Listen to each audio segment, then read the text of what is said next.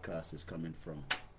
Mo kí gbogbo wa ní gbogbo ibikíbi tí ẹ bá tuntun láǹfààní àti darapọ̀ mọ́ ìkànnì wa lórí Yoruba Nation Struggle and the Yoruba Nation Campaign under the leadership of Professor Adebanji Akintoye. Mo kí gbogbo wa pé welcome once again into the discussion. As many of us will probably be aware that it is still ahead of America, and that means that within the next 6 hours, almost every part of America will be celebrating their Independence Day, which we believe that one day Yoruba people would also have the true opportunity to have our own Independence Day. But as I speak right now, we don't have an Independence Day. Neither is Nigeria gain any independence, because we know how and what took place that led to the independence of Nigeria. It was not a very truthful independence. Moki Bubuakwe, good morning. We are wishing the Americans happy Independence Day from London, even though you are still 6 hours behind. Moki Bubua. Well, America should be independent in Bolotigba. We might touch on all that. So as you're coming into the broadcast, also today, the UK will be going into a full election. So I would also be taking the opportunity to tell most of us in UK to make sure that if you have the opportunity to vote, please, if you have registered, you've received your ballot box, voting card, and make sure we make voting, because this is where we live, and as far as I'm concerned, you just have to participate. So that is on that. So we're gonna start the program slowly. It is always midnight.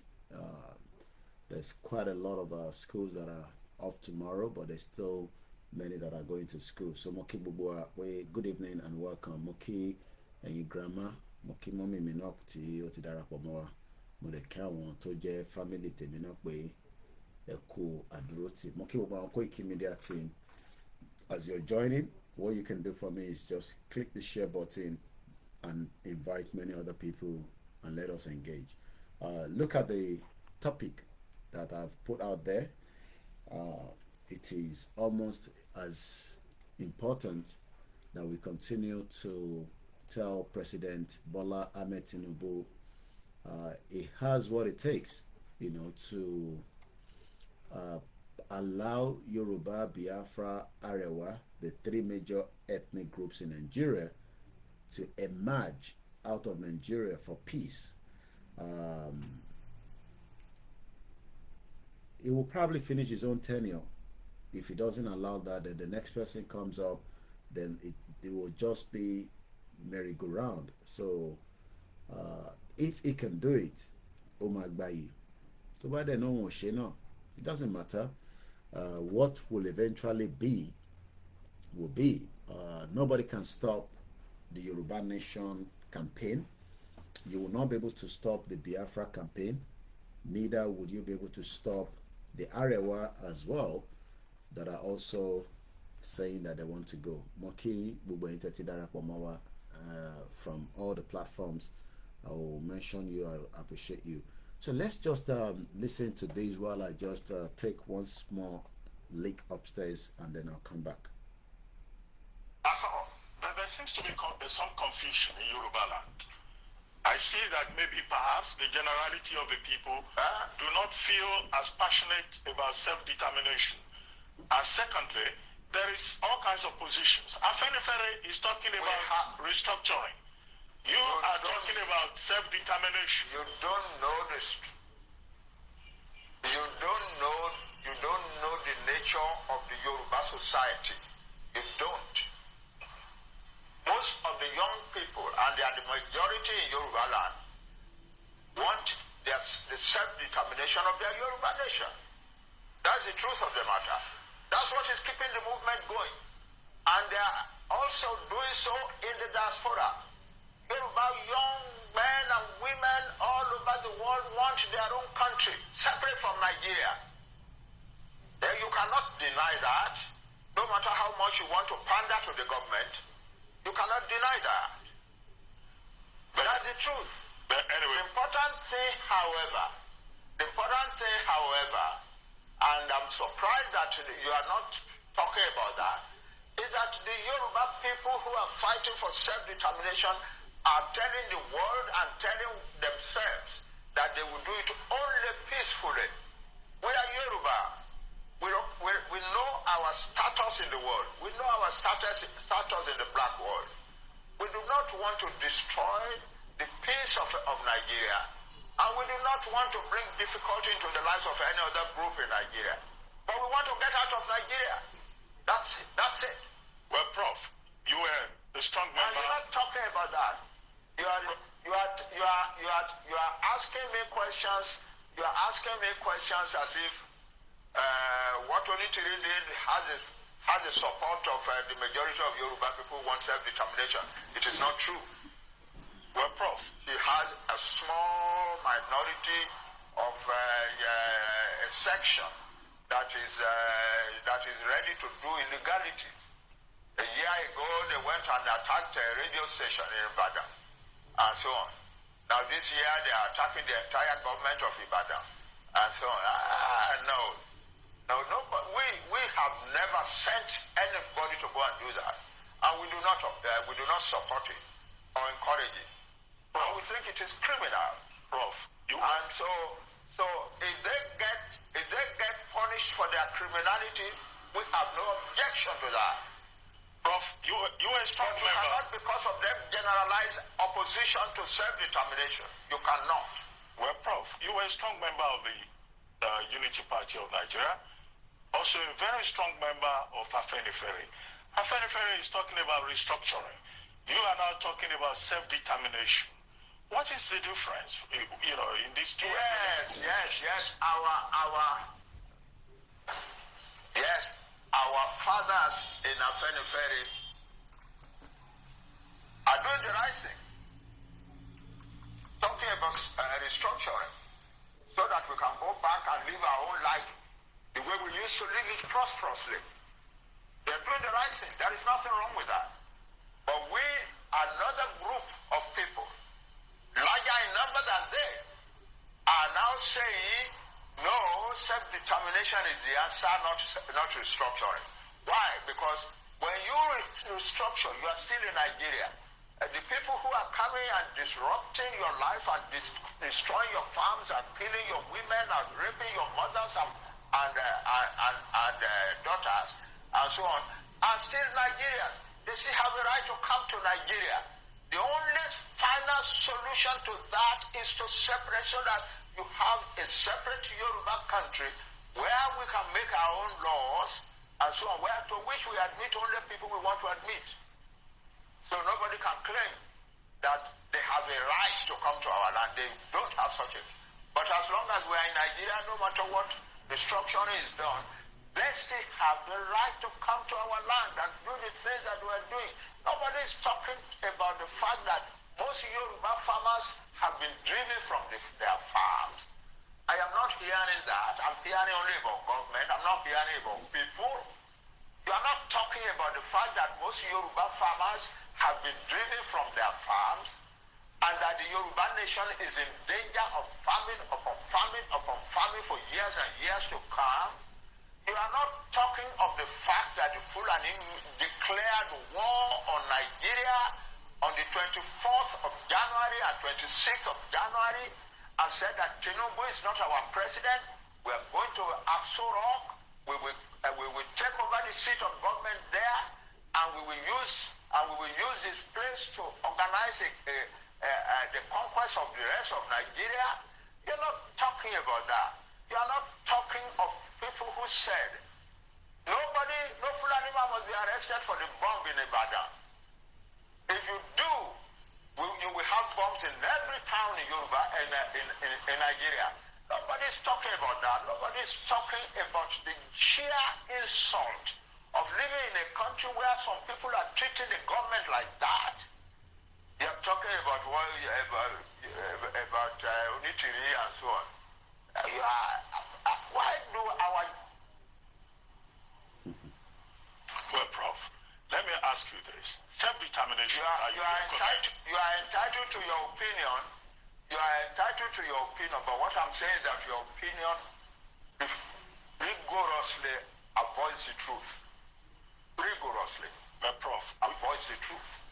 Nigeria, as Onigo TJ told us in his research on ethnic nationalities in Nigeria, has over 300 ethnic nationalities.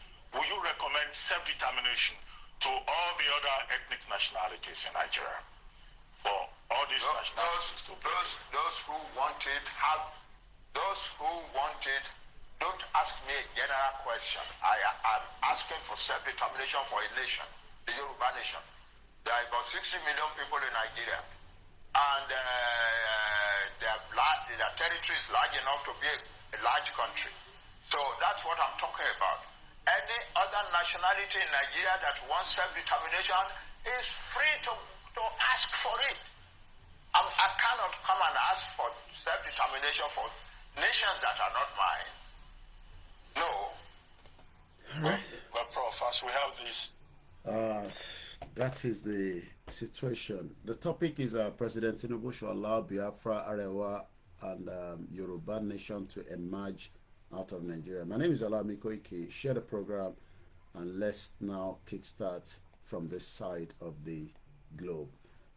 18 minutes past 12 midnight. Moki Bubwakwe Ekaro Ekabosi Orikoni Koikimedia.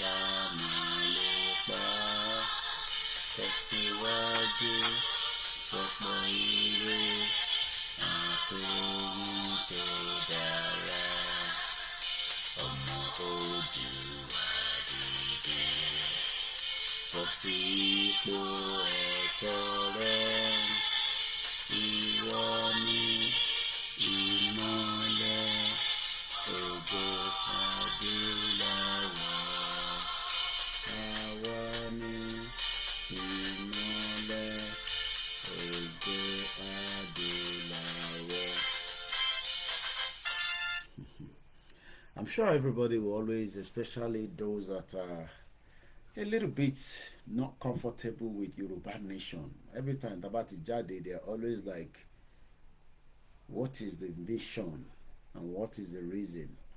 Let me greet many of you that have joined us, just to let you know that I've spotted you, I've seen you, subject to either a comment or because the screen brought you in. It's a very relaxed program. It's middle of the night here. It's quite late. It's an election fever in UK. I will be voting for Labour Party. I am not here to campaign for anybody. I am just tired of the Conservative. You have the right to vote. Koda, there's also a political party, Tiojeti Yoruba. You can vote however you want. That is the free will. Tanini abroad. So I'm not here to campaign for any one of them. But I am just tired of Conservative government. So my mom and my family, we are voting the Labour Party. Koda Morikwe DJ copy, no Labour Party ni ON does. So if you're in UK, the polling unit starts from 7. My polling card, Owanibibai, so that my wife will be going out to make her voting as well. You can vote from 7 a.m. to 10 p.m. This is exactly what Babaki Toye also wants us to do when we eventually have a political system that is working. mo kí gbogbo ẹ̀yin àfáà mi tí ẹ̀ ń darapọ̀ mọ́ wa. Ẹ mọ̀ pé lórí ìkànnì wa mo máa ń sọ pé má bá mùsùlùmí jà, má bú kìrìsìtẹ́nì. Problem ẹ̀kọ́ nìyẹn. Problem wa ní Nàìjíríà tí wọ́n kó papọ̀ tí kò fún wa ní a proper political system. I have released the audio of that discussion tí Baba Akintoye sọ. We will talk about it again. We shall sharply, tó bá ní kan sharply, tó bá mú pencil yìí nísìn, ẹ̀wọ̀n kí mi láì practical, tó bá fẹ́ kó ṣiṣẹ́ dáadáa, wà wá sharpen ẹ̀. Because in time ṣe lọ́wọ́lọ́wọ́ nísìn nìyẹn, to make sure that we have a system that works. I'm a sharpen it. I might let maybe Bishop to call in so that kote bawa sọ̀rọ̀ tójọ́ mẹ́ta. So ṣorípò ti sharpen, you can see the edge. Gbogbo wá sí ẹ̀gbẹ́ camera, ṣorípò wá sharpen dáadáa. You can see that it's very, very sharpened. So that is what Baba Akintoye wants us to do. So I'm sure everybody can see it. That is a well sharpened, pencil. But imagine if this is not sharpening. What you are getting is half products, half baked products in that messed up shit old country. So what we're going to do when we have a country that works, we don't need anybody running around drumming and buying uniform and putting you with caps and giving you plum tomato and guguru and ekpa for election. And when they get in, we cannot hold them accountable. Ma play video in book of Jonathan Ross, and I hope I get his name right. Because tó bá yẹ pé mi ni mò ń sọ̀rọ̀ bí arákùnrin yẹn, many of you would have Jonathan Bale. No, kò ṣe Bale ló ń jẹ́. Jonathan ṣe Ross ló ń jẹ́. No, Jonathan Ross yẹn TV presenter lòun. Broadcaster náà kò ṣe lé. Màá wá orúkọ ẹ̀ jáde nísìn. Màá lọ wá jáde nísìn. I posted the video this morning. So, but because bí àtúrò mi jẹ́ yàn tọ́lọ́run dá ní ọmọ Áfíríkà, tó bá jẹ́ pàwọ́ là sọ̀rọ̀ bóun ṣe sọ̀rọ̀ yẹn against àwọn politicians yẹn, you get hyper. Most of you that get very fringe when we talk about your politician as if they are gods. They are not God. They are human beings. And we have every right to curse them and tell them the truth, whether they listen to us or not. So let me appreciate Bishop Adesina. Ẹ ti máa gbọ́ nípa Ruba.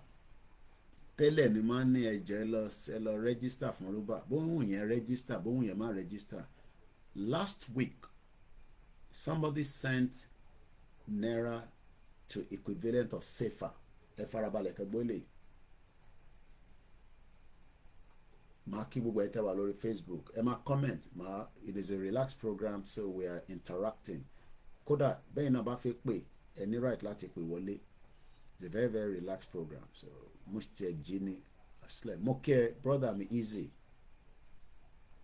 Ìfẹ́ tó ní sí mi, Ọlọ́run ní paná ẹ̀. Ọlọ́ba dúró tiẹ̀ ní gbogbo Miami. Bí n tẹ̀ débì kankan l'Amẹ́ríkà, mo gbọ́dọ̀ dé New York. Mà dẹ̀ dé Miami, subject to when. Because mo gbọ́dọ̀ lọ rí sister mi kan ní New York. Ó nífẹ̀ẹ́ Yorùbá tó dáa. Ó pè mí lọ́sàn-án yìí. Ó ti dànà lọ́dọ̀ tiwa. Àwọn ṣì wà ní tí bá ní odindi ọ̀gá tó di gbogbo hospital kan mú l'Amẹ́ríkà ni. Very young, under 40. Ó promise mi pé tá bá gba Yorùbá nation, òun àtàwọn bíi mẹ́ta káṣà fóun ní local government kan, àwọn máa make sure pé ó wà as close to New York. Ẹ mọ in táwọn ọmọ Yorùbá fi ṣe. Mo kí ìyá tó bí mi lọ́mọ. If you know the agenda and the vision of the Yorubas tó wà ní diaspora, mo ní sọ mo fi ti bá sọ state ẹ̀, it will be, I will leave the state alone for now. As she sọ̀rọ̀ kọjá lọ́sàn-án, she's very, very bitter. Oh, hates the system Nigeria as it stand right now. She's in the medical field. Ọ̀gá gidi ni. Ó nífẹ̀ẹ́ Yorùbá tó pọ̀. Kò gbọ́ Yorùbá dáadáa. akátá ni bọ́ ọmọ Yorùbá dáadáa ni àti bàbá àti ìyá ọmọ Yorùbá ni wọ́n. Irú ìrìn àjò tó gbé àwa jáde kúrò ní Nàìjíríà, ìyẹn màmá mi ló gbé bàbá tiẹ̀ náà kúrò jáde ní Nàìjíríà in the 80s làwọn tẹ̀ ti sá lọ. So let me leave that. So mo kí Bishop Adesina, mo kí Mr. Jimmy Olakunle brother mi, mo tẹ̀tí wo fídíò tó send sí mi lórí YouTube. Too many calls, too many requests, too many meetings, too many engagement. So gbogbo ẹ̀yin tí ẹ sọ pé rúbà yẹn ṣé Central Bank Yorùbá ni? No, it's just the way gbogbo àná làwọn bá ṣe ń ṣe. Ẹlòmíì nísìn gold ló máa ń rà láti fi make sure pé wọ́n lè tọ́jú owó wọn, because naira 120,000 naira will give you 50,000 safer. 120,000 naira ló máa fún ẹ ní 50,000 safer. So you can tell that if Tinubu and the Cardoso and the rest of them are telling you lies, that they are working to bring the economy of Nigeria back, well, all that is so just to keep you happy. But to be honest with you, the Nigerian economy is dead. Bẹ́ẹ̀ tẹ̀ lówó lọ́wọ́, because mo pray pé gbogbo wa lówó lọ́wọ́. Ẹ má rò pé gbogbo àwọn táwa lábroad la lówó lọ́wọ́. Ṣé ń gbá àní iṣẹ́ ta ṣe sílẹ̀ là ń retí owó yẹn lọ́sẹ̀. Ẹlòmíì máa ń rò ṣọ́ra àwọn tó ń jalè àwọn máa ń lówó lọ́wọ́. Olè gbọ́dọ̀ lówó lọ́wọ́. Àwọn tó ń ṣe drugs máa lówó lọ́wọ́. Àwọn tó ń ṣe fraud, àwọn tó ń ṣe human trafficking, àwọn tó ń ṣe délé papọ̀. Ṣé mọ̀ pé mama, ṣé mọ̀ pé ilé kan wà tí àwọn kan rent wọ́n gbé níbí báyìí mọ́, wọ́n ti lọ sí Amẹ́ríkà. Tó bá rí táwọn ọmọ tó ń gbin igbó yẹn, tó bá rí orí fídíò yẹn, gbogbo inú ilé yẹn wọ́n dẹ̀ da sọ́ìlì sínú ẹ̀. Sọ́ìlì kékeré kọ́ tó jẹ́ pé ó lè mùyàn lórí. Wọ́n wá ń gbin igbó nínú ilé yẹn, wọ́n wá convert gbogbo. So oríṣiríṣi èèyàn oríṣiríṣi business làwọn èèyàn ń ṣe. So ẹ bá rá àwọn èèyàn tó ń wọ designer tó ń look fresh, àwọn kan wà hard working. Ẹlòmíì ṣiṣẹ́ mẹ́ta, ó ní right láti gun mọ́tò tó dáa, ó ní right láti wọ òkè. But àwa òkè torí ẹ̀yin tẹ wà nílé torí wàhálà tí yín ti fẹ́ pa wá. Kò ń ṣe gbogbo yín o, but half of you. So tó o bá tẹ̀ lówó lọ́wọ́ tó lè invest lọ sí rúbà for now. Tó bá di later when we have our independent country away from Nigeria, 2 years ni wọ́n fi set up a central bank ten rí lé ní 1958. Kó tó di pé the Central Bank Act was 1958. Lord drafted, Lord prepare kó tó di pé àgbà independent. So what we are doing is that there will be a lot of things that will be emerging. Kò mí pé tí ẹlòmíràn bá tún gbé ọ̀nà that thing tó bá relate mọ́ pé ká lè wá bá ṣe máa tọ́jú owó wa. Yes, if it is genuine, we will promote it.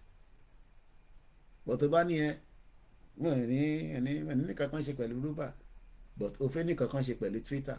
Ṣé o mọ Elon Musk rí tó ń kó details ẹ̀ lé lọ́wọ́?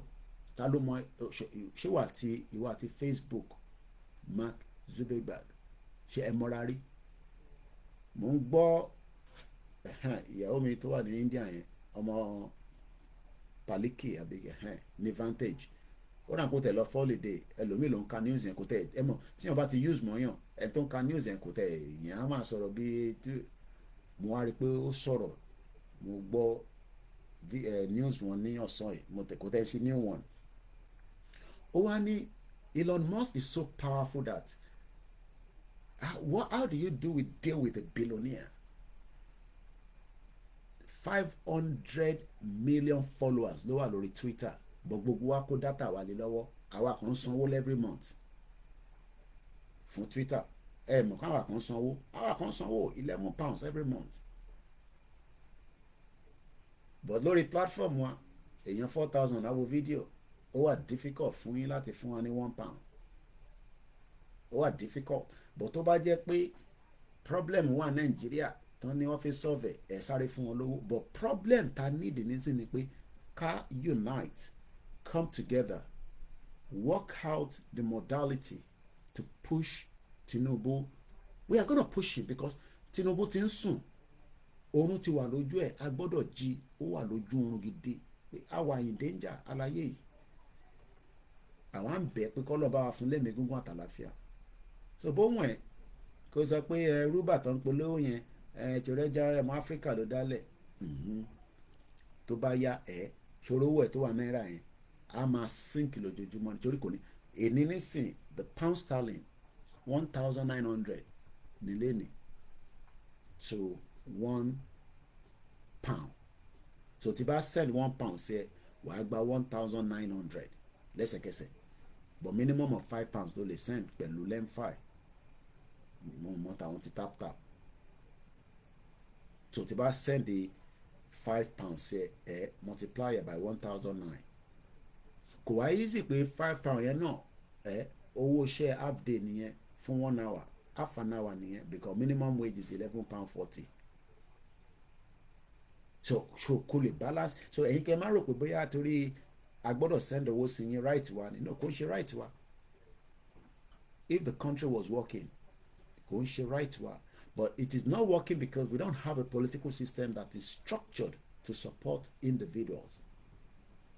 Ní political system tó wà structure, olè jẹgúrújẹrá ni àwọn tó wà níbẹ̀, tara wọn nìkan lọ́mọ̀, kò sí tó kàn wọ́n pẹ̀lú ti ẹlòmíì. So mo ṣe ń kẹ́yìn èèyàn wa kò mo fẹ́ link fídíò kan mọ́rọ̀ tí mo sọ yẹn. Tẹ bá gbọ́ owó tí wọ́n ń jí, mo ń bá brother mi sọ̀rọ̀ Aziz just before we came online. Ó ní Koiki kí ló ń fi owó security vote ṣe? What are they doing with the security vote? Kí ló ń fi ṣe? Èwo náà, ask yourself, what are they doing with the security vote? The security vote is spent according to how they want it. So even if you don't have naira, it doesn't cost you anything to have a Yoruba account. Èmi náà ni, èmi ò tí ì lò láti ọjọ́ tí mo ti ṣí, kódà ọ̀rọ̀ àpò ọ̀nà fún mi lówó kan sínú ẹ̀, ó wà ń bẹ́ mo ò lò. Púpọ̀ ní náà lẹ ní OP account, ẹ̀ náà account mi, so just open it, okay? And I will continue to endorse it, whether you like it or not. Tiwa ni, àmọ́ Elon Musk rí, a kó data wà lé lọ́wọ́, àmọ́ Facebook, ṣé mọ̀ pé data gangan lówó? Àbẹ́mọ̀, all this data that we are submitting online, especially to all these social media network, TikTok ni, whatever ni, mo ń gbọ́ sister mi Bukky Jesse láìpẹ́, TikTok yìí wàhálà ti pọ̀ jù, mo ń gbọ́ Lady K náà láìpẹ́, you know, èmi ò ní TikTok mo, I can't deal with that stress with them. And moreover, it's not a platform that is genuine. Lóòótọ́, tẹ́ bá ní fídíò mi tẹ́ fẹ́ gbé lọ síbẹ̀, ẹ lọ send ẹ síbẹ̀. I'm not going to get myself involved pẹ̀lú ọ̀rọ̀ TikTok. I have more than enough to deal with already. The last stress tí mo ní ni pé kí n máa ṣe program, kí TikTok máa sọ fún mi pé bí ṣe ń sọ̀rọ̀ yẹn wọ́n like kó disconnect me. I can't deal with that. So mo kí Ọlákúnlé lẹ́ǹkan sí, mo kí bàbá mi Shitu Damola. Olakunle ni God will bless and continue to protect Professor Adebanja. Ẹ máa bá mi fi adé yẹn sí, Banji Kọ́lọ́njẹ́. Ẹ jẹ́ ká máa respect orúkọ yẹn dáadáa. Adébánjí Akíntóyè. Tẹ́ bá ti ń kọ orúkọ bàbá jáde, they keep doing a lot of mistake even when they are writing his name out. Bàbá dẹ̀ ti correct wọn. Adébánjí Akíntóyè ni bàbá yẹn jẹ́, kò ń ṣe Banji Akíntóyè. Adé. Ẹ jẹ́ ká máa bá wa respect orúkọ yẹn. Tẹ́ bá ń kọ orúkọ bàbá ní gbogbo ibi tẹ́ bá ti ń comment. Adébánjí Akíntóyè Alana. Mo kí ìyá wa Títílọlá Shaw. Mo kí ní gbogbo ibi tẹ́ bá wà lágbàáyé. Ilé ayé dùn gan. The world is a big place. Mo wà nínú ṣọ́ọ̀pù kan. Mo wá ń bi aláyé yẹn pé ọmọ òyìnbó ni. Mo ní, where you heading to? Oh, I'm heading out to Tenerife in the next 2 weeks. Ibo ni Tenerife wà? Ẹ̀kẹ́ náà dọ́gbọ́n sáré lọ. Ṣé àwọn tó máa ń lọ káàkiri Spain? Tenerife is the largest of the Spain's Canary Island of West Africa. What is the joy bọ̀ wá kí ẹ jáyàjáyà audio ẹ̀gan náà kan wà tó ní kí n play màá play láìpẹ́ ká tó move forward but yẹ kí n sáré put so what is the joy of getting to the airport and checking out without a visa? Kò sí nǹkan tó dùn tó but àwa nísìnyí wọ́n ti restrict wa. You want to travel wàá kọ́kọ́ lọ apply for visa tó bá fún ẹ wàá sọ pé Jésù ṣeun àfáà yẹn dáa mo gbéṣẹ́ fún àfáà yẹn kó kún ṣe ó dún pastor ẹ ṣe gan pastor kí ló ṣẹlẹ̀ ẹ rántí mú passport mi tí mo gún wá bá yín yẹn tẹ bá mi gbé sábẹ́ ibi tẹ ti ń sùn ibi tẹ ń sùn yẹn gangan ni kẹ gbé sí torí ibẹ̀ ní ẹ̀yìn àtọ̀ náà ti ń ríra ṣé báwọn ọmọ òyìnbó náà ṣe máa ń ṣe nìyẹn tó bá fẹ́ travel a lọ gbé passport wọn fún àwọn sẹ̀lẹ̀ àbí àwọn Muslim Association of Nigeria imam mi dáadáa imam ẹ bá ń gba passport dání what do I do with it? Please, I need you to pray for this passport because I will be going to Africa and I need a visa. Imagine taking a British passport and give it to your imam and say, pray for this passport. How come I will put you are crazy? Orí ò pé o ti ní kó gbé lọ sí hospital. I don't think you get that gist. Imagine your British passport. If you travel.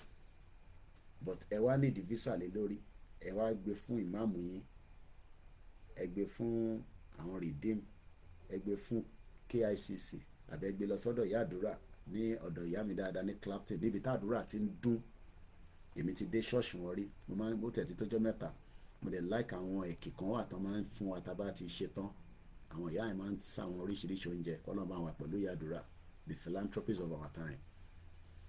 Imagine kí wọ́n lọ gbé passport mi fún British passport pé mọ́mì àní Koiki kí ni kí n fi ṣe ẹ bá ń ṣàdúrà lé lórí mo fẹ́ lọ apply fún visa ṣé wọn pínyà ẹ̀ máa ní but British passport ó wà lọ́wọ́ ẹ̀ mo ní bẹ́ẹ̀ ni mọ́mì need the visa ṣé pé mo need visa lọ sí Spain kọlọ́rà tí ó lówó ticket ìyẹn ló bá sọ ó yá fún mi lákàntẹ̀ ìyá ẹ̀ dẹ̀ máa ń ya pépà ìyá dáadáa ó máa ń ya pépà nígbà tó fẹ́ abuse ẹ̀ ni kò ya pépà bíi ti tẹ́lẹ̀ mọ́ àwọn èèyàn máa abuse nǹkan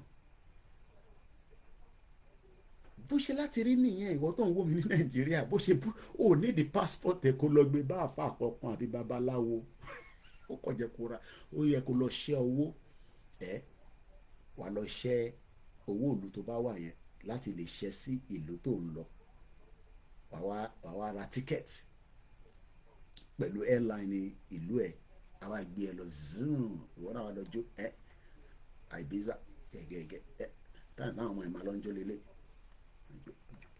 àìbíza gbẹ̀ngbẹ̀ngbẹ̀ngbẹ̀ ẹ̀ máa mọ tí ẹ̀ máa fa sìgá gbẹ̀ngbẹ̀ngbẹ̀ ìgbà táwọn lọ club ìwọ tẹ̀jẹ́ kọ́ mu sìgá wọn ní club nísìn gbẹ̀ngbẹ̀ngbẹ̀ngbẹ̀ngbẹ̀ adẹ lọ lẹ̀dí mọ́mọ́ lọ́mọ ní club make sure pé o confam pẹ̀lú ẹ̀kọ́ tó lẹ̀dí mọ́ torí o lè lọ ẹ̀wọ̀n. Taylor Swift ẹ̀ṣẹ́ rẹ̀ ń tẹ̀sẹ̀ ń dé ni mo ń wọ́n tó pọ̀ jù ṣẹ̀rẹ́ àwọn tó ti wà nulẹ̀ àwọn ọmọ bó ṣe ń lọ. Taylor Swift tó bá mọ̀ lọ Google ẹ̀ ó wá ṣeré kan ní Edinburgh láìpẹ́ celebrity ní A-star wọn á níyàn kan lọ fasket yàn kan wálẹ̀ lójú agbo. So until many of you understand the true meaning of freedom, that you can be easily and able to take the decision of your life without you consulting the bastard politician. Ẹlòmíì nínú yín ò lè lọ Mẹ́kà ẹ lè lọ Mẹ́kà until tẹ́ bá gba slot. Ó fi lọ Mẹ́kà but ó need the slot lọ́wọ́ politician. It shouldn't be like that. Owó yín ló yẹ kẹ́ fi lọ Mẹ́kà. So mo kí gbogbo yín lé méjì mẹ́ta bẹ̀ ṣe ń wọlé ẹ gbọ́ wọlé share button. Mo lọ bẹ́ẹ̀ mo kí Mr. Adekunle Idris Ìjáyà mo kí ẹ bẹ́ẹ̀ ni Tenerife Spain ló wà fàájì wà níbẹ̀ yẹn bàjẹ́ but Africa tó wà níbẹ̀ ọmọọṣẹ́ láwọn ṣe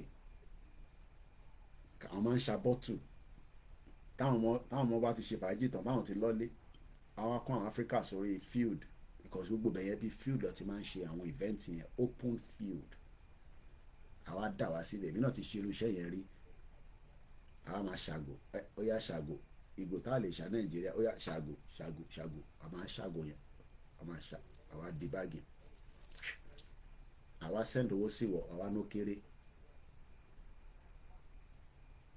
ìgò tá a ṣà ní Tenerife a máa send owó sẹ́yìn tẹ̀ wọ́n lé ẹ̀sọ́ pó kéré àwọn aráàlú òyìnbó wọ́n láwọn ṣáwa ló yẹ ká máa send owó sí tí country yín bá dáa. Should we be sending money home? We shouldn't be sending money to Nigeria because Nigeria has money. Nigeria is a rich country. So why should we be sending money home? If Nigeria has money, why should we be sending money to Nigeria? We shouldn't be sending money to you because we are told that it's the giant of Africa. It has crude oil.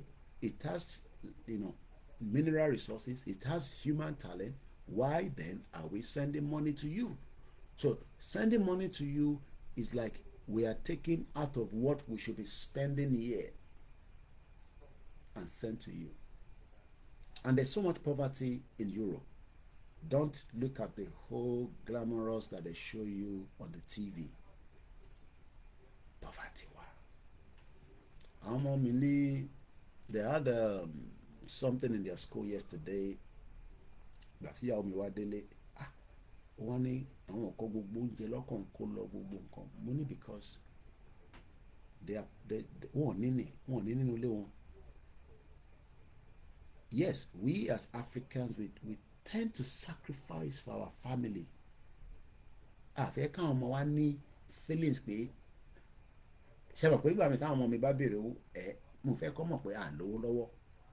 Because you must not give them the impression that you are poor. Àwa ti wá láti poor background tó ń pè ní Nigeria because that Nigeria that you are seeing as a rich background is not for everybody. It's only for a very small proportion, and it's because of the politics. That is why we are saying to President TINUBU, look, all your efforts will go in drain after you have completed your tenure. Mo rí pé Akpabio was saying TINUBU will have 7 years to go. I don't know what vision is saying, but whatever it is, TINUBU tenure is only 3 years to go to start with. He finished his first tenure in 2027. Enter our Instagram, Eyon Kiwa. So I know you're there. Watibari, Maki, Moki Guns, Moki Yawa Grace, Olushoto. Mo parati le díẹ̀ ju ti tẹ́lẹ̀ lọ. Ọlọ́ba fún ní àlàáfíà ní gbogbo oríkìríkì ara. Let me appreciate those of you on our other platforms, and I say good morning to you all. Mr. Larewaju Taiwan, yes, so we want our own nation. I don't think you know the meaning of nation, where you can use your passport to travel with limited access to getting visa. Getting a visa in Africa is a fraud. Oh, you can't challenge you. But who is going to challenge them? Your corrupt politicians that doesn't need visa, or if they need visa, they can get it. The way Mumba Wakinye, Mr. Sikiru ati Uthman Tiwa Giwa ati Yami First Bank. Momuni meji meta ni, and I'm not in a rush, and I'm trying to take it slowly. What I'm trying to explain is that the visa that we're applying for from Africa to travel around the world is a fraud. I'm not talking about within Africa. I'm talking from Africa to Europe. It's a fraud. We should not be applying for any goddamn visa. But do you know the reason why? God, thank you so much. The reason why they want us to apply for visa because they know that we are not coming back. And Japaloni. If Nigeria was working, we have a good economy, a buoyant economy that is doing trillions of dollars turnover every year, where the GDP, where things are working for me and you, will you japa to go and do what? So the visa scheme put on Africans, including that shit old part of Africa that is meant to be the giant of Africa, to be the big brother that failed all Africans. Because some of you think that we are respected around the world. Go to South Africa and go and talk anyhow. You think that any African respect Nigeria anymore? That mad country that could not support most Africans. So mo kí Mr. Ibrahim Ola, mo kí alága ọdẹ ní gbogbo Ìbàràpá East, mo kí gbogbo yín ní gbogbo Òkè Ògùn yẹn, Ìbàràpá méjèèjì, mo kí ní ìlú Ọ̀fà, mo kí ní Kogi, mo kí ní Èkìtì, mo kí àwọn alájẹrẹ kọkà. Safety Domain, welcome to the program. Mr. Akeem Oluwadamilare, good evening, or good morning rather. Abdullahi Akanbi, mo kí yín sir. Anjorin Noah, mo wá kí gbogbo ẹ̀yin tẹ́ wà ní Libya. Omi wọ́n ju petrol lọ ní Libya, mo gbọ́ wẹ́rì láyé mi. Omi, water is more expensive. Mo kí Yoruba Wuyi, consider she's live. Mo kí gbogbo media as well. Mo kí Dr. Zabi, the chairwoman of the Yoruba World Media and the home-based chairman, mo kí Baba Lekiti. Mo kí ẹ̀yin tí ẹ ń fi ọkàn bá lọ, mo kí gbogbo àwọn ìlànà ọmọ Oòduà, mo kí gbogbo àwọn ẹgbẹ́ kọ̀ọ̀kan, mo kí àwọn tó ń darí wa látòrí bàbá wa Professor Adébánjí Akíntóyè, mo kí Mr. Sikiru Adéwálé Suleiman, mo kí bàbá mi Suleiman Yusuf, Mr. Omar Tigiwa, mo kí gbogbo àwọn àfà tí òun máa ń jẹ́ tí wọ́n kì í rí tó ń bọ́ lọ́n sọ̀rọ̀ ní agbègbè wọn, ní kọ̀rọ̀ wọn tọ́lọ́run gbọ́ sí wọn lẹ́nu. Mo kí gbogbo àwọn ṣéwù tó ti lọ ọdẹ alátàlá ní àwọn baba ńláńlá, àwọn tó fira wọn jìyà with the hope pé nǹkan kan máa turn around ní Nàìjíríà. Púpọ̀ ní wọ́n ṣàdúrà fáwọn olóṣèlú. Ṣé mo pa àwọn kọ̀ wà honest, àwọn bàbá yẹn, especially táwọn olówó àbólóṣèlú àbáwọn gbajúmọ̀ bá rí pé ẹni Ọlọ́run kan wà níbì kan, wá lọ síbẹ̀, wá sọ fẹ́ ni Ọlọ́run yẹn pé ẹ ṣe bá wa bẹ Ọlọ́run kó mí sí àwa náà lára ká lè débi tá à ń lọ. Àwọn bàbá yẹn wọ́n máa ń wò pé tẹ bá débi tẹ́ ẹ lọ ní gbúrò yín mọ̀, àwọn ní àwọn ọ̀dẹ̀ ní ṣe bẹ́ẹ̀. Àwọn bàbá yẹn adé wọlá pé well, torí táwọn gbé dání, it will be easy for them to just do it. And many of our politicians in the Southwest took advantage of that, and they did not even pay back to the society. Rather, they enrich themselves. Kódà àwọn bàbá tó ṣàdúrà fún wọn gan, they forget about them. And that goes with all religion. I'm not going to mention the name of the pastor, but mo play video wọn kan láìpẹ́ yìí. Alàgbà kan náà tó wá bá mi pé Koiki, ṣé mo mọ̀ pé lára àwọn tó ṣàdúrà fún Tinubu nìyẹn? Mo ní wọ́n ní kíni? Lára àwọn tó ṣàdúrà fún Tinubu pé kó débẹ̀ nìyẹn. Mo ní mo know that. At least wọ́n ṣàtẹ̀tì padà jáde nísìn pé ìtọ́lọ́nsán lélẹ̀. So most of them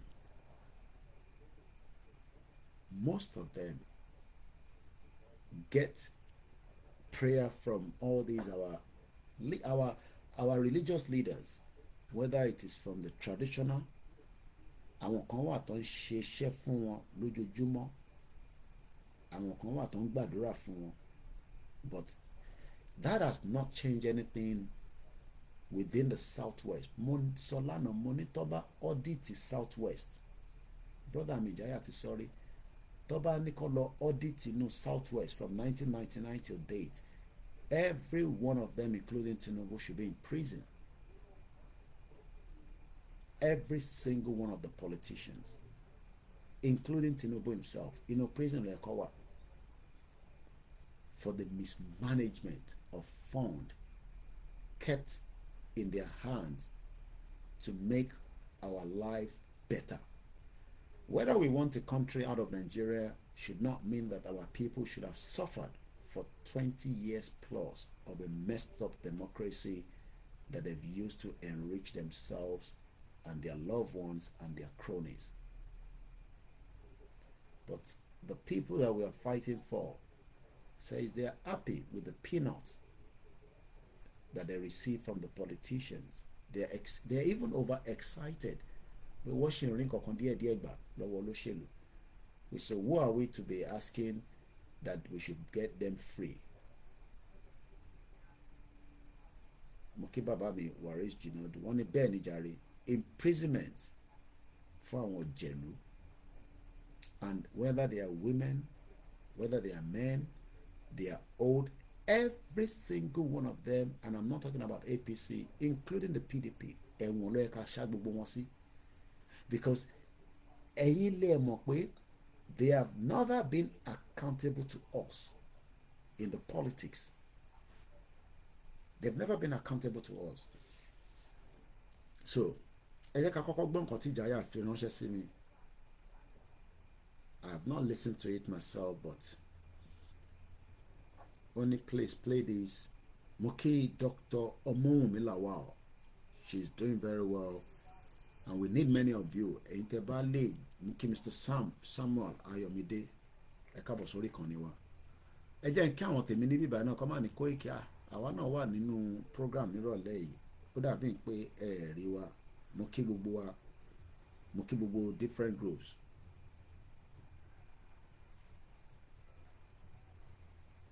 Mo kí Mr. Samuel Babafemi, Mukaila Adeoye, Mr. Oluwaseyi Femi.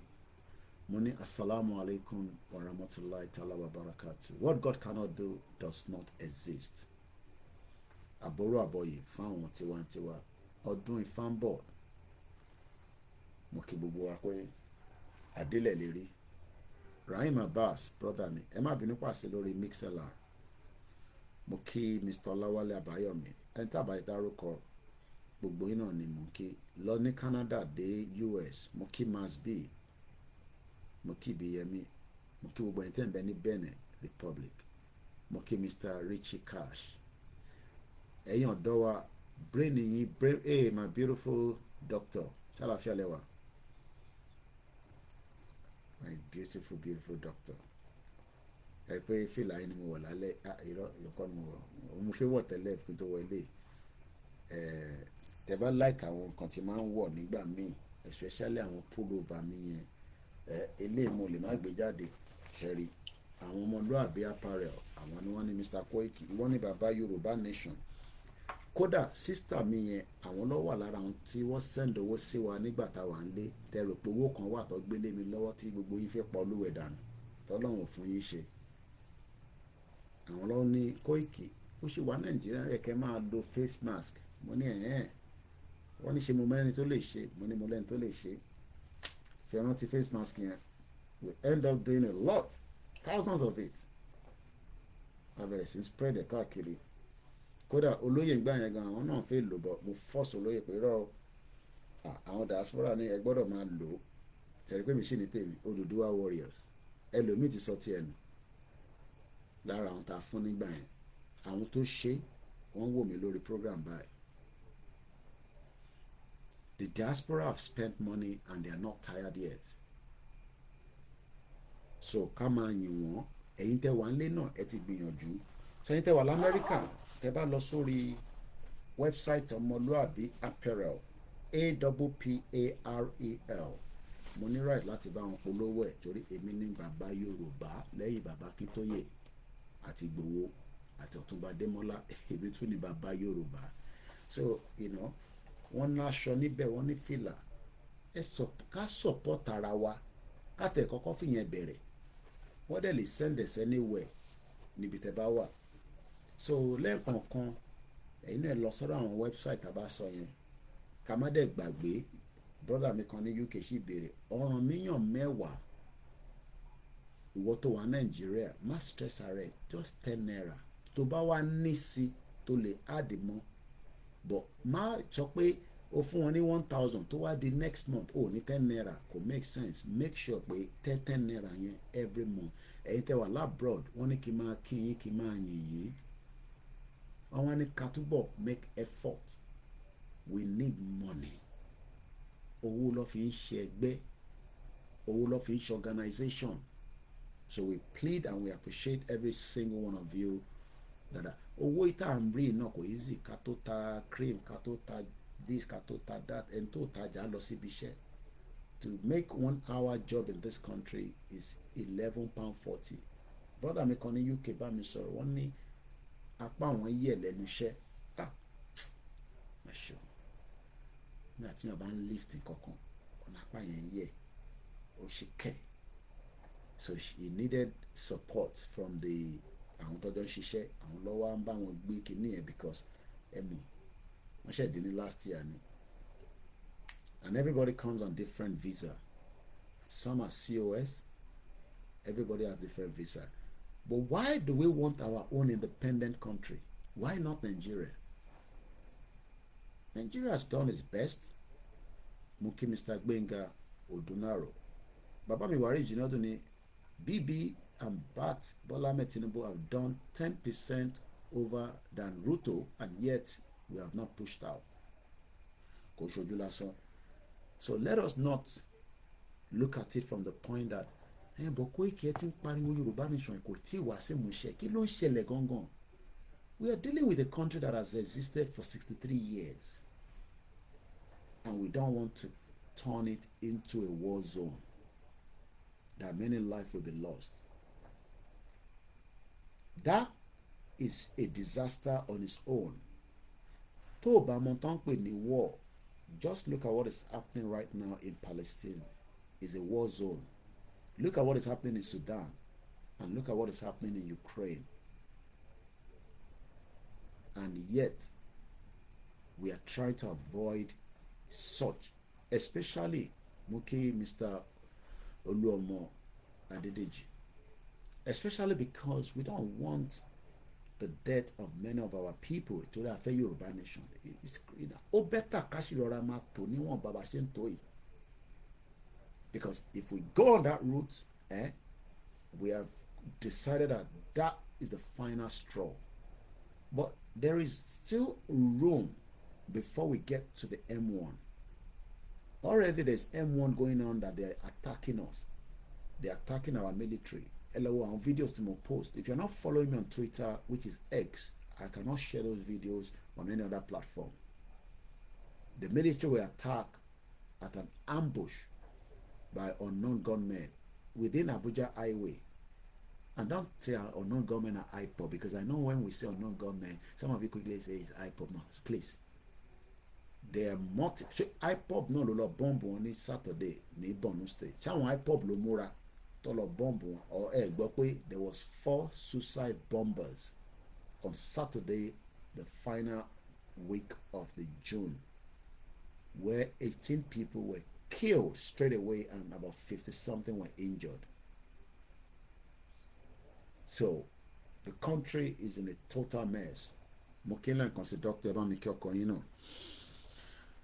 So mo try láti wá audio ìjìnlẹ̀ yẹn. Mo kí gbogbo ẹ̀yin bàbá wa nínú Olúwa lẹ́ẹ̀kan sí. And please don't talk down on Christianity, Islam, or any other tradition. Let us just respect each other. People will not agree with us, but I feel law. There's a fact about it. But let's allow peace to reign within us. And to ba no one ṣe tiwa, let's leave them. Maybe war rí nǹkan táwa ń rí. Okay, mo ti rí audio tí Jaya fi ránṣẹ́. They might not see it now. Doesn't mean that they are not going to see it later. And many people are just like, Koiki, yes, we understand that country is not working, but let's give room for a restructured Nigeria, a regional government. It doesn't matter. If that's the line, let's leave them. But fáwọn àtàdúró self-determination, America shake. Gbogbo tó máa make everybody realize that the country is dead. I'm not talking about the water to ya ní Lagos State lánàá. Look, there was flood in other countries as well. Flood is not something that we should use as an eye mark in the country. The reason why we want to go out of Nigeria is because we want to have our full independent autonomous country where I will be known as a Yoruba citizen. That is the first thing. Restructure Nigeria. Well, we are still going to be known as Nigerian. I don't want to be known as Nigerian anymore. And it can be done. It has been done in other countries. The last country that break and have their independence is South Sudan, I believe in 2011. In Europe, our concern the Jagba, I didn't respond to them.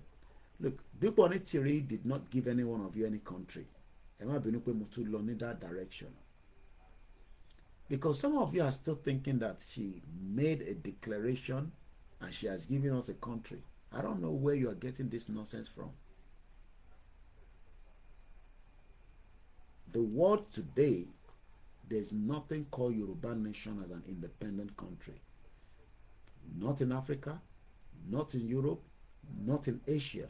So how some of you are still accepting and buying that stupidity and nonsense shows the caliber of the problem that Nigeria has done on our psyche. We are true campaigners. It's a movement. The country is still in operation. There is still engagement between Nigeria and many countries around the world up to the present time of now.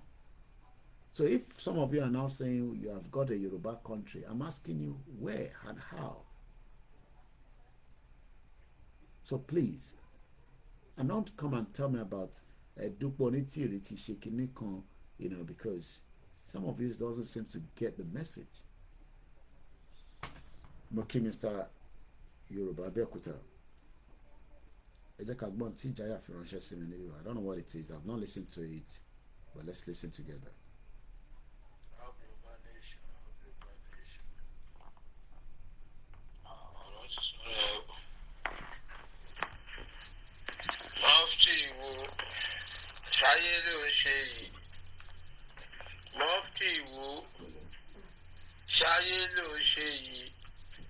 Òun kọ́ àwọn ọmọlé kéwú ẹ̀ kọ́ kojú ìjà sọ́mọ Yorùbá ìrún ẹ̀ mọ́fìtì wo nítorí ẹ̀sìn àwa nígbàgbọ́ nínú àdúrà àwa ò nígbàgbọ́ nínú ẹ̀sìn torí pé ẹ̀sìn ogun lẹ fi ń kójà ìlú àdúrà dáa. Báwo onígbàgbọ́ nínú ẹ̀sìn bíi mọ́tò olúwo bóyá ń ṣẹṣẹ́ rí bẹ́ẹ̀ sì ṣe ń lọ. Wọ́n máa ń fi ẹ̀sìn kógun ja ìlú ní.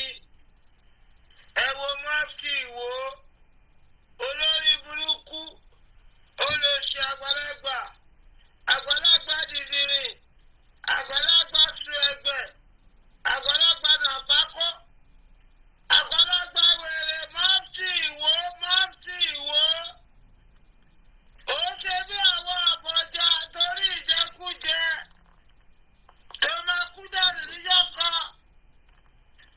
Bí bàbá tó wà nìbàdàn tó sọ wípé gómìnà lè jẹ́ lẹ́ẹ̀mejì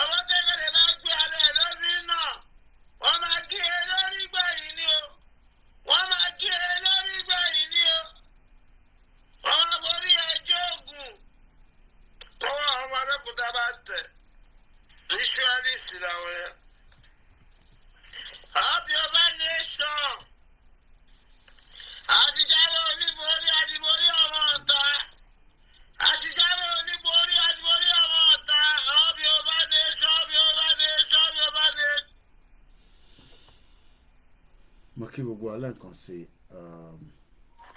Yorùbá nation, Yorùbá nation, Yorùbá nation. Gbogbo lórí àwa. Tinubu. Ṣọ́mọ Yorùbá ni wọ́n. Kí ló kó àjọ̀gbọ́n pẹ̀lú àbá bẹ́ẹ̀ ṣe fún wa tó gbélé tó gbé kú Fúlàní paná? Tinubu ẹgbàmíkà ẹ̀dẹ̀ṣẹ́ bí orílẹ̀ àwàdà ọ̀nà àjọ dídì. Tinubu ìwọ náà ló pa wọ́n náà torí ẹ̀ ló ṣe lè gbélé.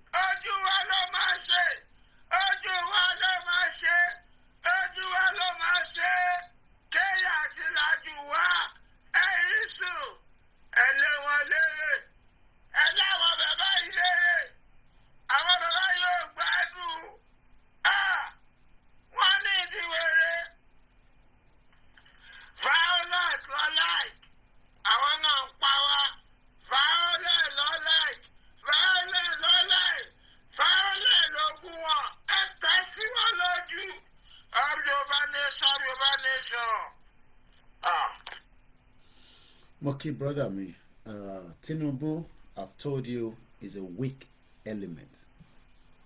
Is a weak element.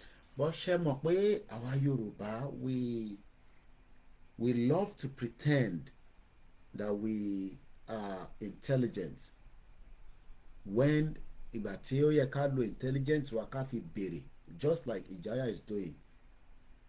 Tó bá jẹ́ pé àwọn òyìnbó ló ń ṣe tí mo kí ẹ brother mi Mr. Fab, tó bá jẹ́ pé àwọn Yẹ̀lámídì ló dà pé wọ́n ń try láti sọ èyí Adédìbò or something, àwọn àmàlà politics, tó bá jẹ́ pé àwọn olóṣèlú, tó bá jẹ́ pé àwọn òyìnbó ló ń ṣe tí Ìjáyà ṣe there will be tractions of people that wants to continue to support. I'm going to play a video about a guy now. Mo ti rí video yẹn, and I've even been able to get the full name that I'm looking for. Many of you don't know him. I had to play video some years back. Is the way he does his own is he knocked them off. And I'll tell you how he has been able to say that conservative government, èmi ò vote for conservative láàárọ̀ yìí, I am voting Labour. We are tired of the 14 years of their madness.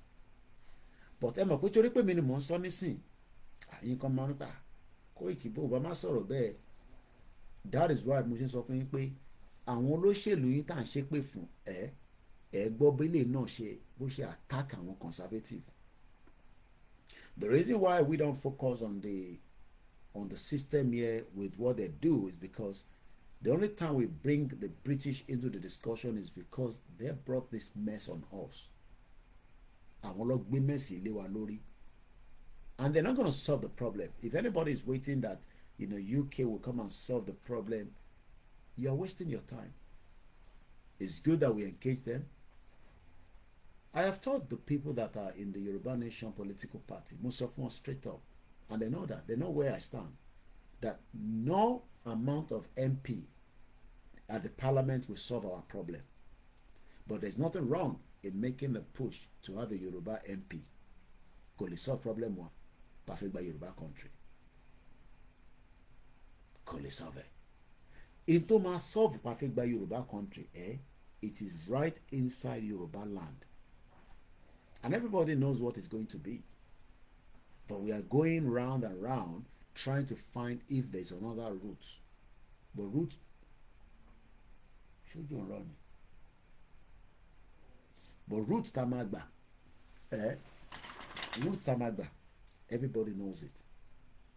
But even if we know that there's a route that we want to take that is not the right route, does not mean there's no room for negotiation, and there's no room for dialogue, and there's no room for peace.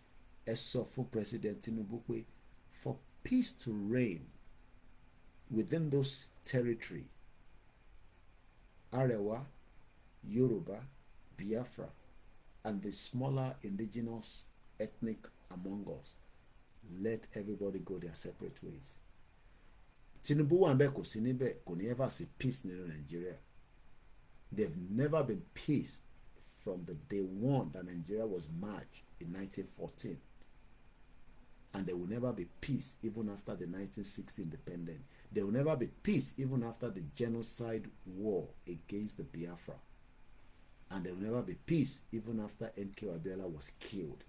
So what then are you looking for in a country where there will be no peace? Why are we forcing ourselves in a system that there's no peace? So ẹ jẹ́ ká gbọ́ Jonathan Ross. Who is Jonathan Pye? I keep saying Jonathan Ross for whatever reason. Ta ló ń pè bẹ́ẹ̀? Jonathan Pye is a fictional character portrayed by British comedian Tom Walker. Jonathan Pye is a liberal political correspondent who rant angrily about the British, American, and Australian politics. Did you hear that word? Angrily, because Koiki ti where is you sorrow?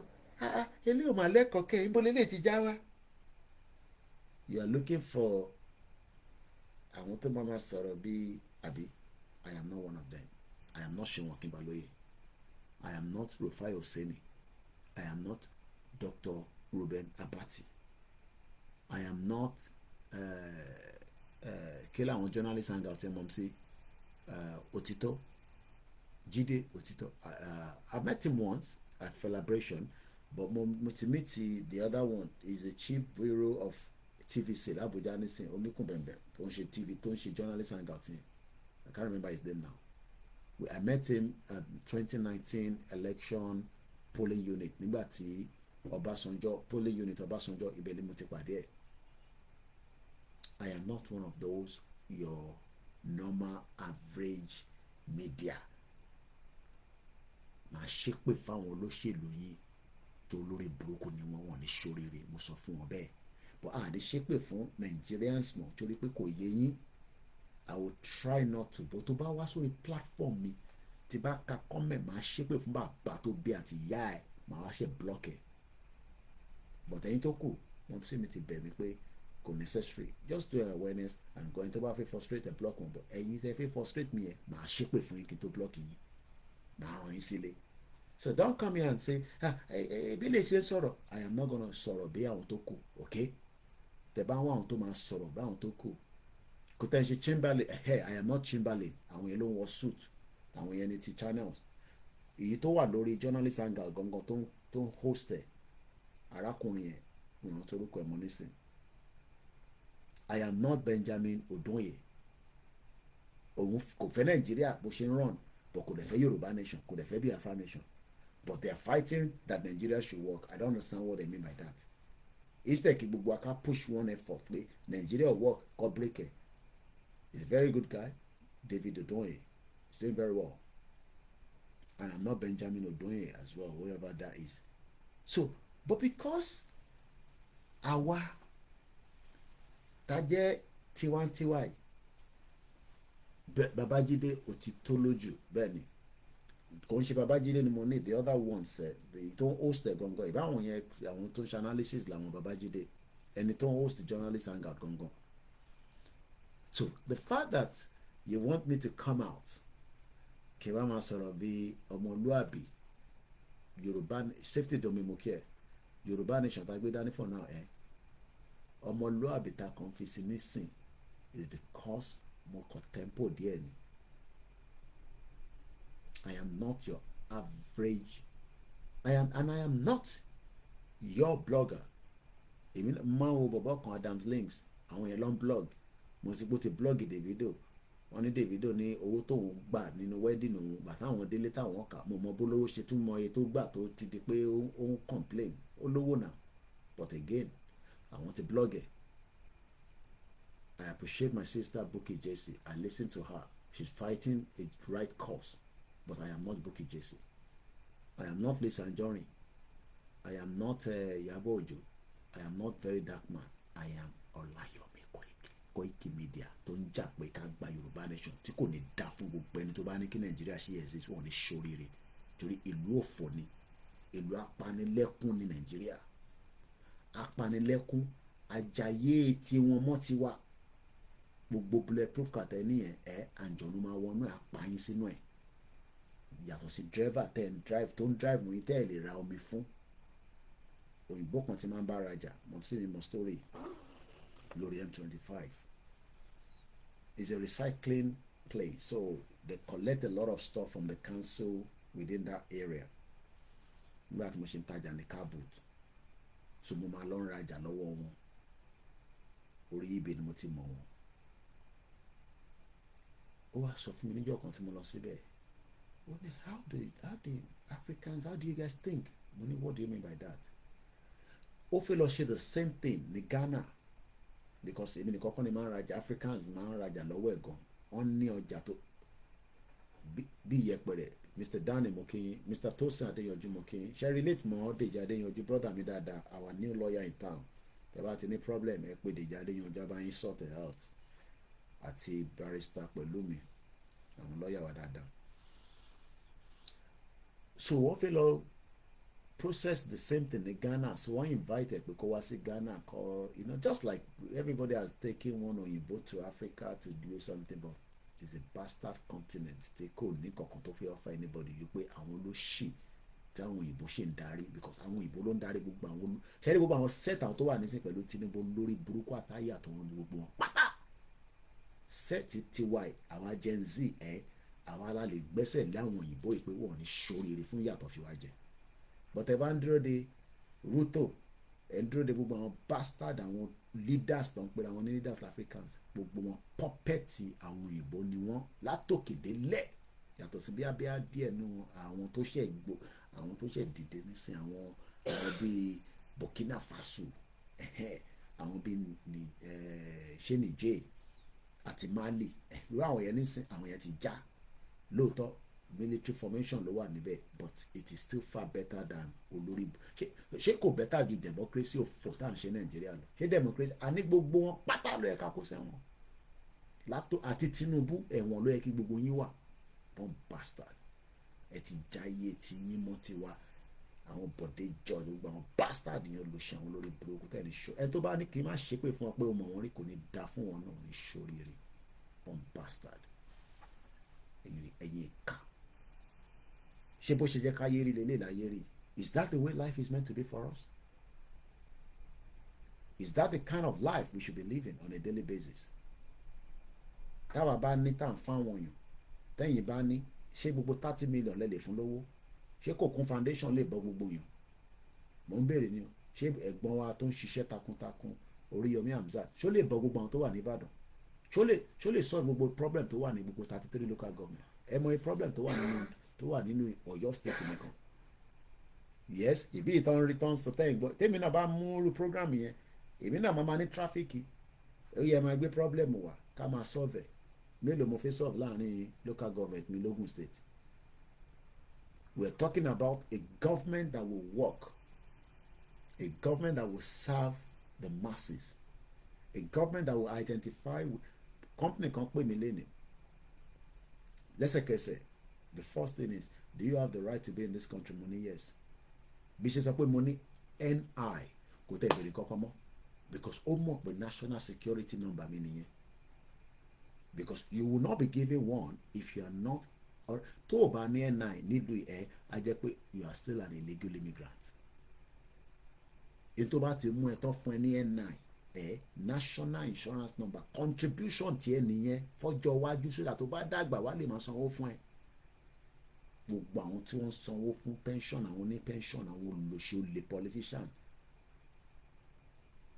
This is Babatunde Babatunde pọ̀ àbí bí àtẹ̀bá tó fún mi ní ọ̀nà that name tí mo fi lè mọ̀ yín Babatunde pọ̀ ẹ má bínú sá ẹ káàárọ̀ àbọ̀rọ̀ mọ̀ yé nísìn. Gbogbo owó àwọn olówó àwọn ìyá tó ti ṣe wàhálà tó ti ṣiṣẹ́ pẹ̀lú government kódà private sector gan san pension fáwọn èèyàn àwọn yẹn lẹ́yìn wá ní káwa máa pọ́nlé ẹ wà very careful. Yẹn mo ṣe sọ pé ọwọ́ òrùlé lẹ́wà a sọ̀rọ̀ kó àtòbò ní bíbá yìí o. I don't love to use that word but mo ẹ̀rí pé mo wo time nísìn so tó bá wọn bí tó ti ń sọ̀rọ̀ yẹn ó pọ̀ lórí ṣìíríṣìí èmi náà máa lọ ń gbọ́ wọn lẹ́ẹ̀kọ̀ọ̀kan tí bá fẹ́ wá ìléwé time ibi ìbàyí lórí ọ̀rọ̀ ayé wa là ń sọ̀rọ̀ ẹ̀ níbí ìbàyí a sọ̀rọ̀ money doubler níbí ìbàyí mo ń sọ̀rọ̀ stock exchange mo ń sọ̀rọ̀ wá bá mi lọ rajà wá bá mi tí bá fi máa ṣe business pé ẹ wá tajà ẹ wá rajà mo mọ tí mo lè máa tà fún yín o. I am not joking. Inú family tó bí mi sí inú family tó ti ń tajà ni o 15 years ni mo fi ń tajà nínú ìta níta ni mo ti ń tajà tó ń pè ní car boot market for 15 years ojú ò tì mí o because ojú ò gbọdọ̀ tẹni tó fi tajà o so kò ń ṣe pé mo mọ tí mo lè máa tà fún yín o tí máa ní kájọ máa tà kájọ máa rà especially mo wà at advantage UK ni mo wà ìwọ tó lè wọlé mo mọ tí mo lè bẹ́ẹ̀ rà tájọ máa ṣòwò yẹn mo ò ṣe gbogbo yẹn o èyí tí mo gbórí lé òun ni pé ká ṣe Yorùbá nation ẹni tọ́lọ́run bá bùkún kó support mo dẹ̀ dúpẹ́ fún ẹ̀yin tẹ́yìn support ẹni tọ́lọ́run bá dẹ̀ fún tó bá náà support ìyẹn ò ní mo máa mo dúpẹ́ fọlọ́run mo ní kọjá àyè mi ara mi níbi mo ní lọ gbé mọ́tò tí mo ní lè san insurance every month ọlọ́pàá máa dá mi dúró torí ẹ̀yin ẹ̀gbọ́n kan wà tẹ́yìn ṣe yẹn ẹ lè rò pé rọ́ọ̀mù pa ẹ wo story tó jáde ní yes national insurance number UK national insurance number wọ́n ní fún ẹ tó bá níwèé nílùú yìí o gbọ́dọ̀ níwèé kan tó fún ẹ it's not something that they give because tó bá ti fún ẹ wọ́n ti lock ẹ sínú system yẹn o fẹ́ máa contribute nìyẹn wọ́n dẹ̀ fi máa yọ nǹkan lọ́wọ́ ọ̀wọ́ náà. There was a story tí mo post ní Lambert àbámu ṣe fẹ́ pick orúkọ ẹ̀rákùnrin yẹn o ọmọ Yorùbá ni driving fine máa ń bọ̀. There was a story that came out last week. Fẹ́ o bí ṣe fẹ́ phrase ẹ̀ lórí Google. Ẹni tó bá rántí story yẹn tí man yẹn tí ọmọ orúkọ Yorùbá ni ní London bíbá ní ìkan náà council yẹn driving fine báwo ṣe fẹ́ story yẹn ti pẹ́ ó ti bí last week ni mo rántí. He was driving a car without insurance. Owó tó dẹ̀ ń gbà ń ṣòwò kékeré. Okay, mo kí n sá Mr. Babatunde. Ẹ̀gbọ́n mi Fab ṣe pick story yẹn ní last week. One of the DG, bí a DG ni bí a director ni.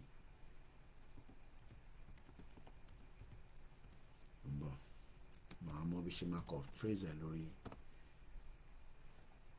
Then you're fine yẹn kúrò. He was driving a big car, council bus. Ọmọ Yorùbá ni, orúkọ Yorùbá ni, Báyọ̀ Dòsùnmú ló ń jẹ́. Àkókò máa rò pé máa send the link yẹn sórí comment section nísìn ẹni tó bá fẹ́ lọ ka story yẹn. He was driving a car without insurance. Mo rí irú ẹ̀rí láyé mi. With the amount of money people like that are making. Link yẹn mo send yẹn. Ẹ gbọ́ wọlé kẹ́ lọ́ka mo máa kà síta nísìn fún yín. So when I'm here sitting down mo mọ tí mò ń sọ o. So tó bá yẹ pa fi máa tajà fúnra wa àmọ́ ara àwọn tó ń ṣe program tó yẹ pé gold ló ń ta wọ́n ń ta fìlà wọ́n Lisa Anjorin ń taṣọ lórí platform ó dẹ̀ ń ṣe program ẹ̀ lọ traffic dẹ̀ wà lọ́dọ̀ ẹ̀ ṣe gan-an mọ́ sí Báyọ̀ Dòsùnmí lẹ́ni yẹn jẹ́ Dòsùnmí ẹ̀ gan-an máa pẹ́ lára àwọn family wa gan ni mo tẹ̀ fẹ́ bí yín mọ́ sí bí a ti ta sọ̀rọ̀ lọ́la because that name Dòsùnmú àwọn ọmọ Èkó ni ẹ jẹ́ kí n ka story yẹn fún yín ṣẹlẹ̀ ń tẹ́ wà nílé mo sọ fún yín pé UK tó o bá ti kọjá ìyá rẹ̀ you can be here for the next 40 years má kọjá ìyá rẹ̀ ni má get ara involved in crime it will catch up on you and don't try to go kọ́nàkọ́nà 15 years tí mo fi gbàwé mi kàn ṣe pé a lè lọ kọ́nàkọ́nà o mo mọ tí mo lè ṣe tí ìwé yẹn máa ti tètè jáde gbogbo àwọn tájọ lọ sí yunifásitì tèmi ò fi ṣe tán because èmi ò lè afford ẹ̀ so bẹ́ẹ̀ ṣe ń afford the university ní sinmi máa ń wonder especially tẹ́ ń bọ̀ láti Nàìjíríà mo ní business center ni after my foundation dìgbà tó di first year tó ní kí wọ́n san student international fee mo sá lọ ni mo ní ibo ni mo ti fẹ́ rówó yẹn láì ta drug ní UK àwọn ọ̀rẹ́ mi kan wọ́n dọ́gbọ́n sí o ó ti catch up pẹ̀lú wọn wọ́n dọ́gbọ́n sí after years ó catch up pẹ̀lú wọn so ìbá jọ́kọ̀ sí bíbá ìmọ̀mọ́ tí mò ń sọ a ní Nàìjíríà ń ṣe country ń sọ pé country ni ibo ló ti jẹ́ country ìyẹn làwa gbé sórí bíbá ṣẹ̀yìn tẹ́ wà nílé má jẹ́ kẹ́ni tó wà lábroad sọ fún ẹ pé wọ́n push anybody right wa là ń jà fún kòkò easy láti gbà ni especially tá a bá sọ pé àfẹ́jà so n ta lè ṣe náà ni pé ká máa fi ọ̀rọ̀ kájọ máa fi educate ara wa ẹ jẹ́ ká ka story Báyọ̀ Dòsùnmú yẹn àyà yẹn á já pé Kóìkì ilé tún ṣẹlẹ̀ ẹ jẹ́ ń fojú ẹ̀wọ̀n yìí òyìnbó pẹpẹrẹ máa pè mí mo kí ẹ brọ́dà mi lẹ́ẹ̀kan jáyàjáyà ẹ jẹ́ lọ mo fẹ́ fojú ẹ̀wọ̀n yìí níbí bá kẹ́ lè rojú ẹ̀ tí mò ń sọ BBC electros ìbẹ̀lẹ̀ ń kówó yín sí ẹlòmíì má san TV license màmú bí a máa lọ sí court bí ò ní lọ sí court tẹ́ bá ní kó bá jẹ́ pé àwa lẹ́sìn la ní ká support ẹni support wa òun lélẹ̀ nísìn ojú ẹ̀ lélẹ̀ Sky News lélẹ̀ yàbí àwọn platform tẹ́ máa náwó sí náà nìyẹn gbogbo ilẹ̀ ní Sky nílé ṣe ojú ẹ̀ nìyẹn ṣe rí pé very handsome man bó ṣe wá di pé ó ń drive mọ́tò ní London tí kò ní insurance yẹn ni mo ti understand ṣe rí story yẹn lélẹ̀ ni màá kà fún yín nísìn. Council boss charged with drug and driving offences. Nǹkan méjì ni wọ́n charge fún. Drug irú drug wo ni mo mọ̀ àfi tá bá ka story yẹn nísìn. Bẹ́ẹ̀ ni kọ̀sán àwọn kan ní ẹ Koiki ń push yín mò ń push yín lóòótọ́ bí ìyà ò jẹ gbogbo wa ìyà jọ ń jẹ gbogbo wa ní àtẹ̀tẹ̀ wà ní àtẹ̀tẹ̀ wà lábroad tí wàá kọ́ ni pé àwa ń fresh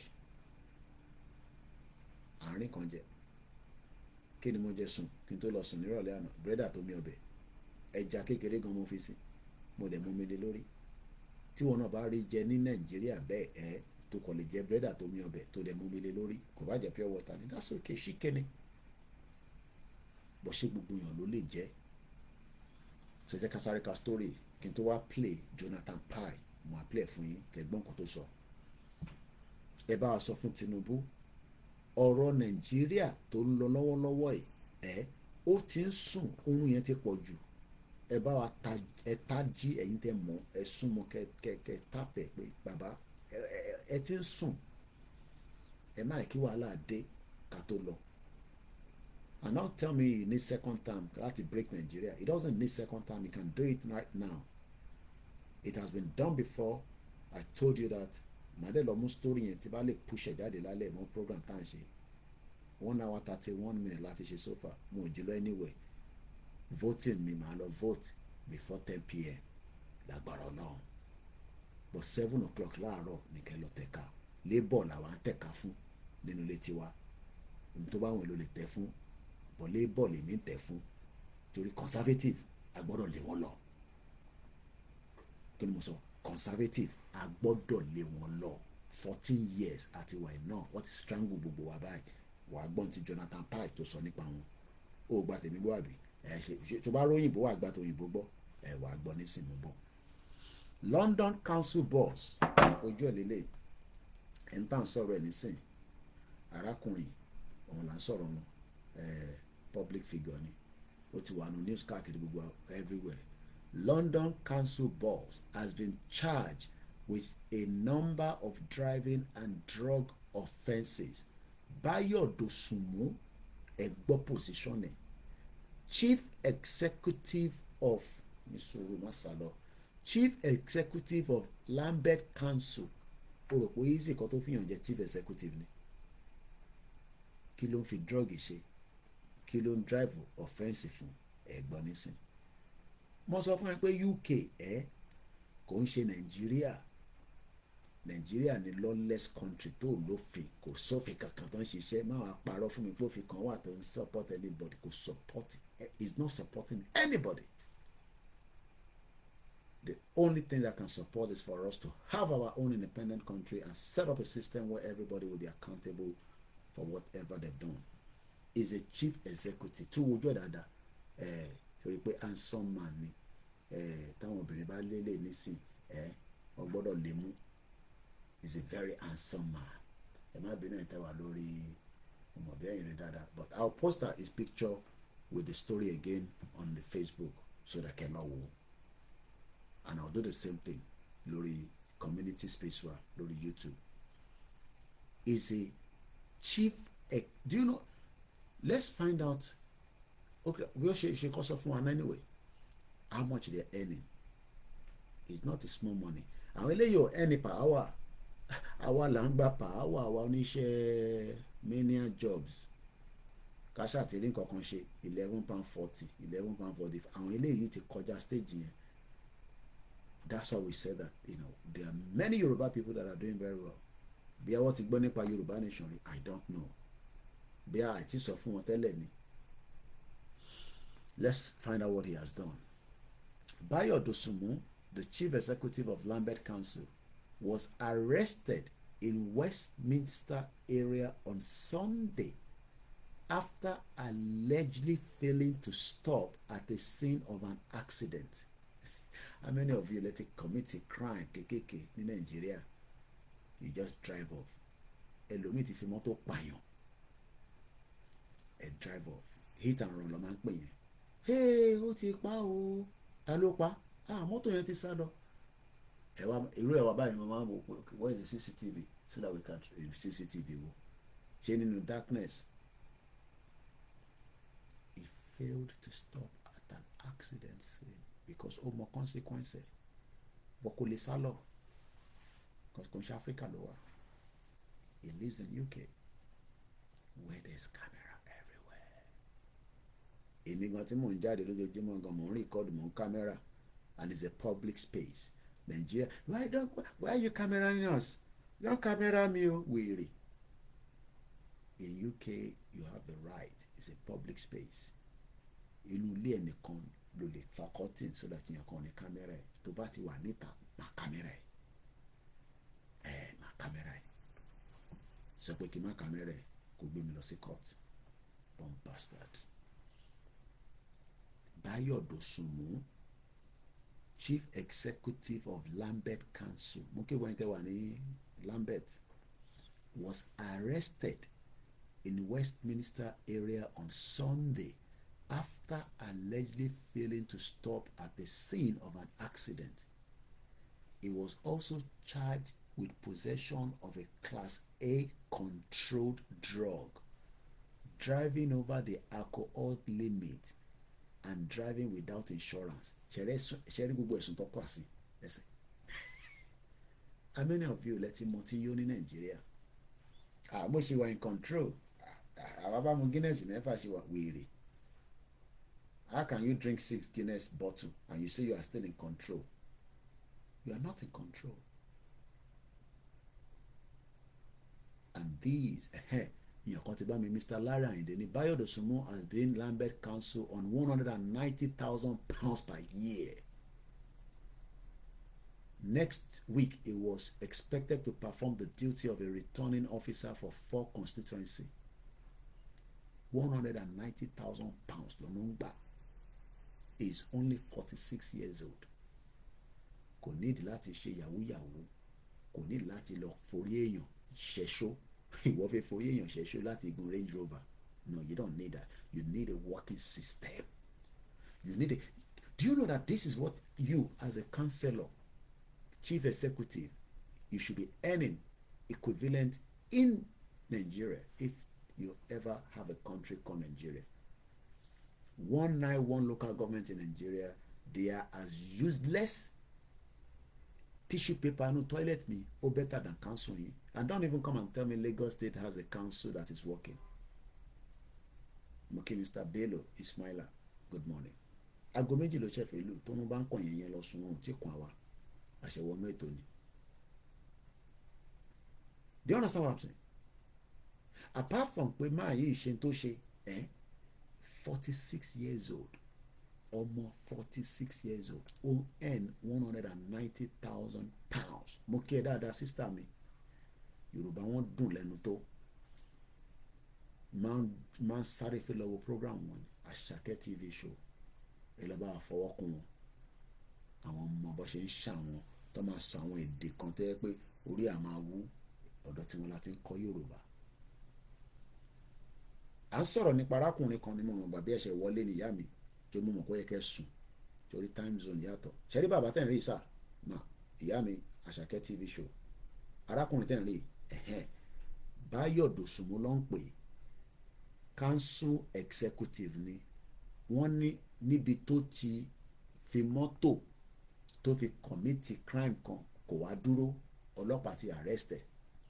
Wọ́n wá arrest ẹ̀ lásán fún iṣẹ́ yẹn. Wọ́n ní wọ́n bá Class A controlled drug lọ́wọ́ ẹ̀. Ó tún drive mọ́tò, ó wakọ̀, ó ti mọtí yó over the alcohol limit. Ọmọ Yorùbá lá ní mo wà òkè, ó ti mẹ́mu yó bí wèrè, á sì tún drive. A fi tiẹ̀ kó bá ẹni tó wà lójú títì. Wọ́n ní tí wọ́n wa mọ́tò kò ní insurance. Ẹni tó ń gba £190,000 pounds lọ́dún, whatever that means in naira, kò ní insurance. Ṣorí pé mo ṣe sọ pé ṣé mi tí ẹ fún lówó tó pọ̀ ni màá lọ gbé mọ́tò kan nísìn tí màá máa drive tí mo ní insurance. Mr. Bayo Dosunmu, 46 years old. Many 46 years old. Ó wọ̀n mi báyìí 46. Shut up Koiki, kí ló ń sọ tó ń dùn lẹ́nu ẹ̀? Wèrè, ó sì ń gbé lábẹ́ bàbá àti ìyá ẹ̀ at 46. Ó ń gbé nílé slap me and slap you. Ó ń gbé nílé tí kò ní toilet. Tó yẹ pé tó bá fẹ́ yàgbẹ́ lóru yìí nísìn, bí mo bá fẹ́ yàgbẹ́ nísìn máa lọ sókè máa yàgbẹ́. Tí wọ́n bá fẹ́ yàgbẹ́ nísìn wàá lọ sí báńkì, wàá lọ sí àwọn, wàá ti rìn kọjá yàrá bíi 6, wàá ṣílẹ̀kùn síta. Ibi tó ti ń yàgbẹ́ sínú ṣáláńgá, ọlọ́mọ yẹn kò jábọ́ sínú ṣáláńgá gan. Ìlú òfò. Ó rò pé ó ráhùn pa ni. Ẹ lọ sí ọ̀dọ̀ ọlọ́pàá Benjamin Odonye ní last week. Wọ́n náà ọmọ kékeré kan jábọ́ sínú ṣáláńgá, ọmọ 3 years old. Àní Nàìjíríà ń ṣe country. Ìlú òfò. Orílẹ̀-èdè Yorùbá nìkan lọ́nà àbáyọ bí sísá mi Àṣàkẹ́ TV ṣe kọ́.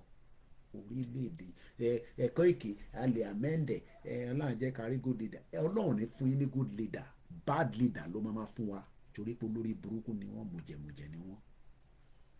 Mo kẹ́ Mr. Ọlá Oòduà, kò sẹ́ni kankan, gbogbo wa la jọ fẹ́, èyí tẹ náà fẹ́ gan fẹ́. Ẹ sọ fún Tinubu kó wake up, ẹ ní kó wake up. Tinubu wake up, ìtòsùn ti tó. We are in danger and that danger continue to come on our face every day. Mo ṣì máa play Jonathan Pye, mo fẹ́ kàtẹ́lẹ̀ tán ni. Wọ́n ní Mr. Bayo Dosunmu from Hammersmith, Ifeanyi Mbewe, thank you so much. Wọ́n ní kẹ́ thumbs up. Thumbs up does not mean write it on the comment section. You come out of the comment section, you go and thumbs up. 117 is watching, only 28 people have thumbs up. Mo mọ̀ pé ìrántí mọ́ ni. Ẹ bá jáde nínú broadcast nísìn, ẹ bá wa lọ thumbs up. Oh my God, they still have ṣáláńgá in ìyá mi. Àná ọmọ kékeré kan ní last week. Tẹ́ bá ní kí lọ mú jáde, máa lọ mú jáde. Èbí kà lọ́dọ̀ police in Nigeria. Èmi follow wọn lórí Twitter. A 3-year-old dropped into because they forgot to close the ṣáláńgá. Dropped into ṣáláńgá. Kò tẹ̀ ṣe máa sọ rárá. Nigeria is a crime scene. Ṣáláńgá Shiwa, thank you so much. Ifeanyi is watching me from UAE. Appreciation to you. Thank you so much. I just started renewing your visa work permit in UAE. I know some of you are lucky, while many are not lucky. May God continue to be with every single one of us wherever we are around the world. Yes, there's still ṣáláńgá being used in Nigeria. A 3-year-old dropped in it last week and he died. Let's focus back on this Bayo Dosunmu. Mr. Bayo Dosunmu, 46, from Hammersmith, is now due to appear at the Westminster Magistrate Court on the 1st of August. He dares not attend. He dare not attend. He must attend. And he also have the right. And he is still not guilty. He's still, until he's found guilty, he's still innocent. Even though police have put, he can still go to the court with a good lawyer and win the case. That is how law works. Even with all this offense, that is what the police are saying. They have good lawyers, people like these, that can twist things around. Lawyer, yes, innocent until proven guilty. Even with all this offense, trust me, he can get Eshegon and Peter Pan. I don't know, you're there with me quietly. Thank you so much. And I love you, I appreciate you. And all our Biafra, we love you, we appreciate you all.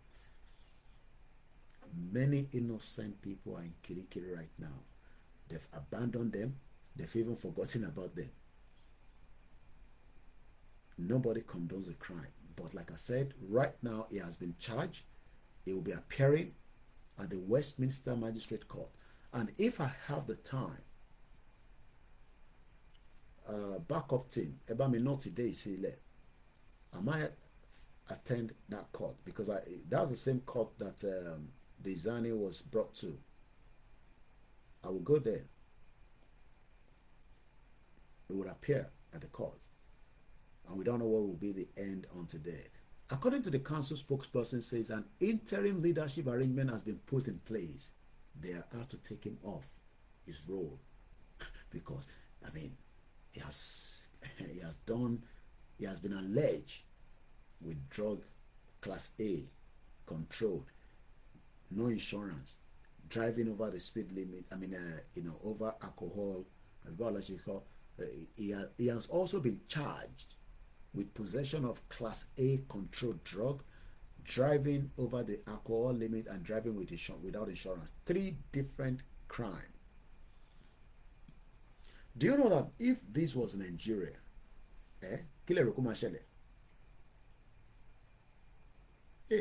my sister say, hey, Mr. Koiki, we are still here. Just they pray for us. We are trying.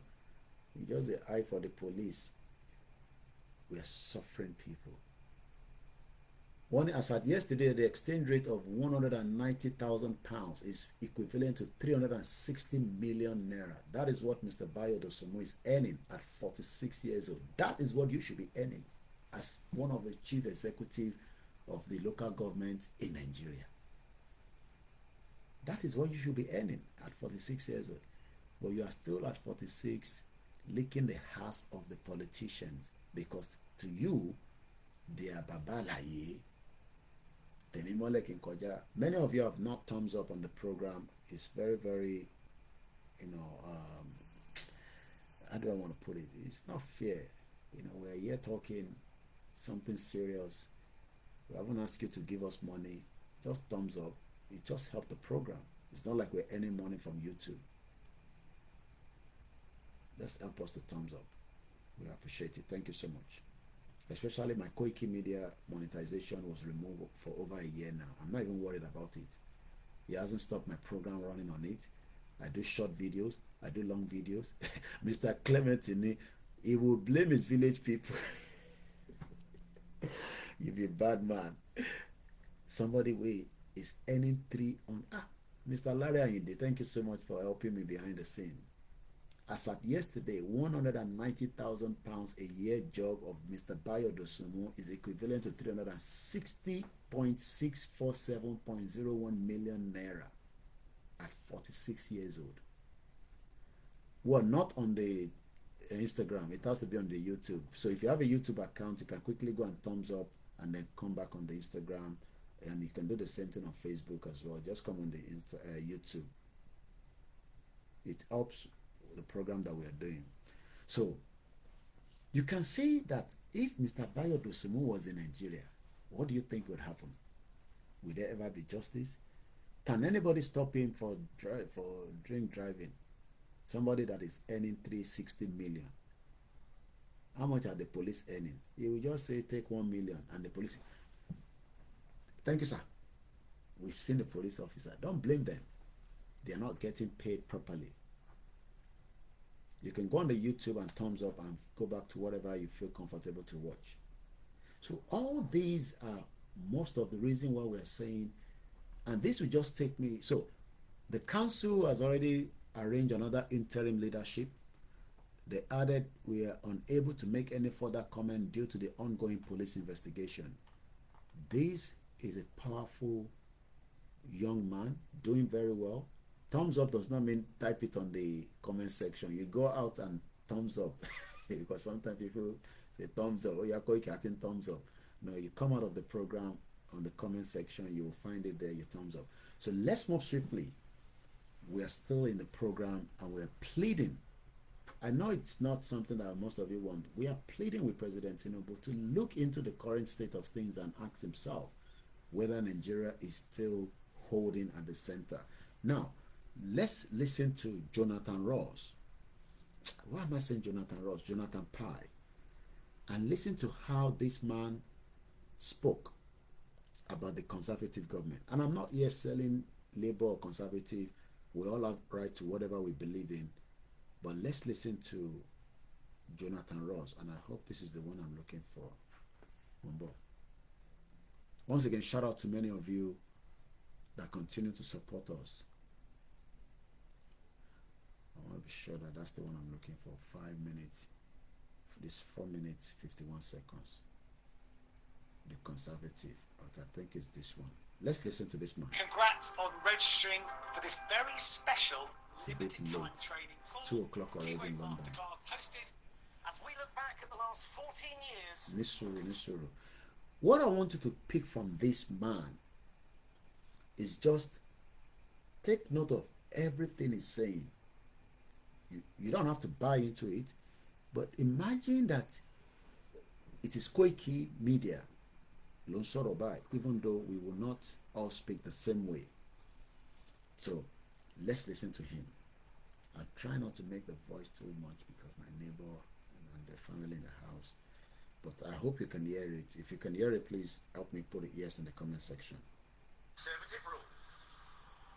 As we look back at this gaggle of obdurate, arrogant, stubborn, unrepentant, heartless, self-serving bunch of arseholes who have spent the last 14 years trying to keep their useless, megalomaniacal political party together while sleepwalking the country into a kitchen blender. 14 years, 5 prime ministers, 7 chancellors, 8 foreign secretaries, 13 culture secretaries, one of whom was Nadine Dorris, a woman so stupid she thinks Channel 4 is a brand of perfume. 8 Home Secretaries, including grinning exorcist doll Priti Patel, Sajid Javid, James Hilarious rape jokes cleverly, and far-right pin-up Suella Braverman. Twice! A woman who says multiculturalism has failed, even though her, Patel, Javid cleverly, Sunak, Kwarteng, Zahawi, Badenoch are proof that even if you do have brown skin, you too can become a vicious, festering, regressive, lying, greedy, nasty, eye-wateringly wealthy, but morally bankrupt cunt. No fewer than 16 housing ministers, which explains why the UK is the most difficult place to find a home in the developed world. In 2000, a home cost 4 times the average salary. Now it costs 8 times the average salary, and workers are 11 grand worse off a year after 15 years of almost completely unprecedented wage stagnation. We've gone from 29 billionaires to 177 billionaires, whilst the working classes endured crippling austerity. The highest taxes in 70 years, lowest corporate taxes in 50 years. The rich are richer and the poor are much poorer, and your average high street is boarded up. We've endured David Cameron's hubris, Theresa May's chaos, Boris Johnson's lies, and Liz Truss throwing £30 billion of your money down the shitter. 100 billion in lost trade due to Brexit, 40 billion in lost tax revenues due to Brexit, whilst our farmers and our fishermen were sold down the river. The worst trade deficit since records began, and our national debt is now at 3 trillion. Average student debt has gone from 5k to 50k. Homelessness has doubled. Child poverty has tripled. An energy crisis that has little to do with the war in Ukraine and more to do with unfettered capitalism and unbridled greed. Highest energy bills in Europe, with 6.7 million people currently living in fuel poverty. The party of law and order have overseen record backlogs in the Crown Court, delays of 5 years for rape cases, with rapists being spared jail because the prisons are full.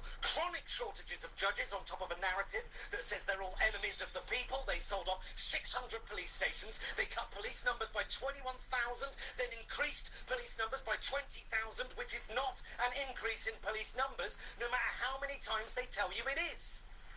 Highest train fares in Europe, lowest state pension in Europe, longest waiting lists in NHS history, a nation with rotting teeth and people being hospitalised with malnutrition and scurvy, billions of taxpayers' money wasted on PPE contracts for their rich mates, and they let the bodies pile high and killed tens of thousands of pensioners during the pandemic, and then they lied about it. They cut our armed forces, they closed and sold off our fire stations, they closed, then sold off our libraries, they didn't build those 40 new hospitals, and they forced councils into bankruptcy. They wasted billions on HS2. They voted to allow bankers to have unlimited bonuses. They allowed BP and Shell to steal our oil and gas reserves without paying taxes, whilst Norway, of course, went the other way and has a sovereign wealth fund of over 1.6 trillion. And record amounts of our tammies and turds are being churned into our rivers and oceans by our privatised water companies. Windrush, Grenfell, Partygate, Barnard Castle, 30p Lee, bullying, affairs, groping and rape and tractor porn and Chris Pincher and corruption and dirty deals and racist donors and lies and lies and lies. And yes, the pandemic didn't help and the war in Ukraine hasn't helped. But don't believe them when they tell you that that's the reason that you are poorer this week than you were last week, whilst Rishi Sunak is richer this week than he was last week. Rishi Sunak cut taxes on champagne on the same day he cut funding to rebuild schools, and he wants to bring back national service. What else are they going to bring back? Grandstand? Spam on the national health? Snickers going back to marathon? I look forward to voting these incompetent, hubristic grifters out, and I hope they spend a very long time in the wilderness and have a really good think about what they just did. Well, a trip down memory lane there with some highs and some lows from the last 14 years. It's never been a better time to invest in your future. Learn at your own pace from 2 o'clock in London. Almost a few more hours before the Independence Day in America, 4th of July. If you don't get the message I just played now, you cannot understand anything. Imagine tó bá jẹ́ pé àwa là ń bá ṣe àwọn olóṣèlú yìí ní Nàìjíríà. Koiki, má sọ̀rọ̀ bẹ́ẹ̀ yẹn o. Don't talk like that o. Mr. Gbenga sọ pé mo kí ẹ̀yin tẹ́ ń darapọ̀ mọ́ wa. A life of no impact is a life of no value. Tinubu ọmọ Yorùbá want to see your good impact. Tí Tinubu bá dé bẹ́ẹ̀, a máa ní First Inspector General of Police, they still crime. A máa ní control of the Apapa port. We are still not making anything out of it. Why then are we forcing ourselves to leave? Shewamo Kwenti Maiso, Jonathan Pai. Let's listen to this one. Coming from these Agbakoba. That the criminals in the Nigerian one are the bankers and many other sectors. So Tinubu, are you sure? Ejagbo, how? Moki Ogbentewa lórí Twitter space. Thank you so much for joining us at these early hours. Even though we are not bringing anybody up to speak, but we appreciate and we recognize every single one. Let's first listen to this first. It's very clear. We made a declaration saying that it's too late for restructuring in Nigeria. You remember in 1962 there was a massive problem in Nigeria when Awolowo was arrested. Our people talked to us. There was crisis for over 4 years that led to the coup. There was a Yoruba meeting of elders called the Yoruba Leaders of Thought. We relented. The thing continued. Yoruba has continued to lose ground since that time. In 1993, there was the annulment of the June 12 election. Shiju Ade, the former Oni, spoke and said Yoruba should go ahead and contest an election. We did. It led to nothing. The same thing happened in 1998, just before the handover to the democratic elected government. Yoruba did not want to go for anything like Nigeria again. But then, it failed. Look at where we are. Yoruba has been losing ground since 1914, and we are just tired. We are not for restructuring. It's too late for restructuring in Nigeria. It's too late for sovereign national conference. It's too late for resource control. What we want now is Oduduwa Republic. And we are very categorical about that. We have made that very clear. We have made declarations, and we are very serious about our demands. Every region just go to its own tent. Yoruba wants to be on its own because the problem that Yoruba has is Nigeria. Nigeria is the problem, is the impediment to Yoruba development. Is the impediment to Yoruba development. Without Nigeria, we will be where we are. 1960. 1960, we were far ahead of South Korea. Far ahead of South Korea and North Korea. Like you said, Mr. Ayo Doyin Akinriola, George Akinriola, comrade, is a consistent, unlike some people. Oyeladun, that is my warrior. And also, well done, OLAYOMI KOIKI. Morino, Oyeron Kiolaniyo, Mokinyo, White Lion, Emino Kinyi. And shout out to as many of the silent, quiet listeners. Àwọn ìjọ̀gbọ́n tó ń tẹ̀lé program yìí. They are concerned, they are worried. Mr. Godwin Ayola, Alàgbà Koiki, àṣeyọrí ní Yoruba Nation. Sonke, good morning. To those of you on the Twitter, 43 of you, I can't read the comment there, but I know you're there listening. Oh yes, that video that we're just playing now is 2017. I have not even got to know about Yoruba Nation in 2017. I have never met George Akinola until after Yoruba Nation. Mukiyawa Olajire Koka. Nigeria is an albatross on the back of Yoruba people. 1960, we were far ahead of South Korea.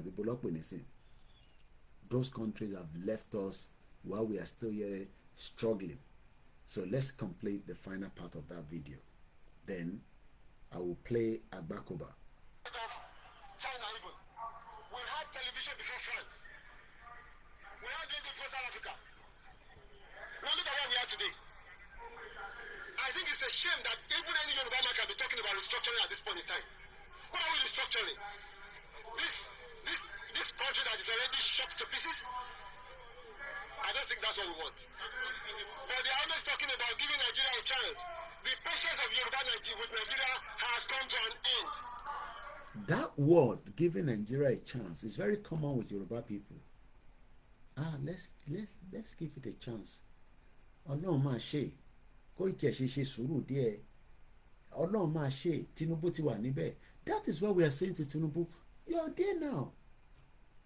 What is, kí ló ń delay Tinubu? What is delaying President Bola Ahmed Tinubu Omolodu Ode? What is the delay?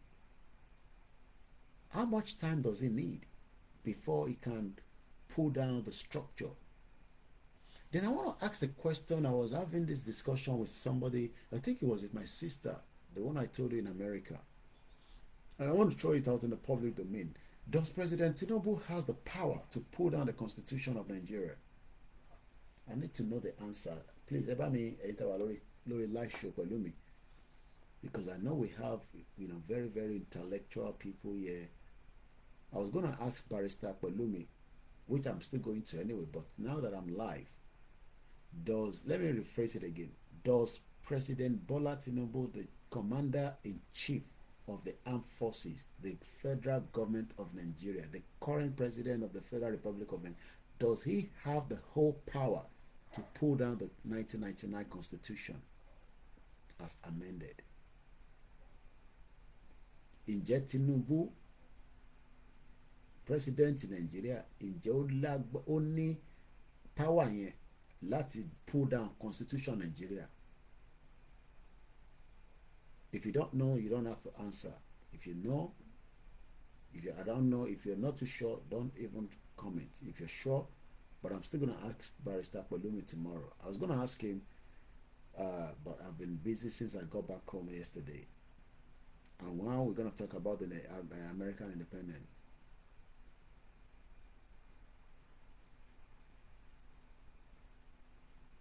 All right. Don't worry, I'll find out from the lawyer tomorrow. I have Barrister Pelumi's number. I'll give him a shout tomorrow, and I'll find out what the law says as it stands right now in Nigeria. Whether the president has the power. Moki Mr. Adeke Benson. Wọ́n ní kò sígbà tí Mákò ò ní kú, oníkálukú sì máa pín náà ni. Very powerful one there. So don't worry, I'll find it out tomorrow. Then as soon as I have that information, because the 1999 Constitution, as amended right now, okay, Mr. Oluwagbenga sọ pé ọ̀pá dọ̀tun ni. No, it does not have the power. It does not have the power. Eshegon Iyawola Jirekoka warning Nigeria was going far better than South Korea and South Africa until it went backwards. And the reason it went backward because we thought we were in democracy. They were stealing more money than even during the military time. The politicians just enrich themselves and their cronies and their friends and people that can make money out of Nigeria, you know, and people like Reno.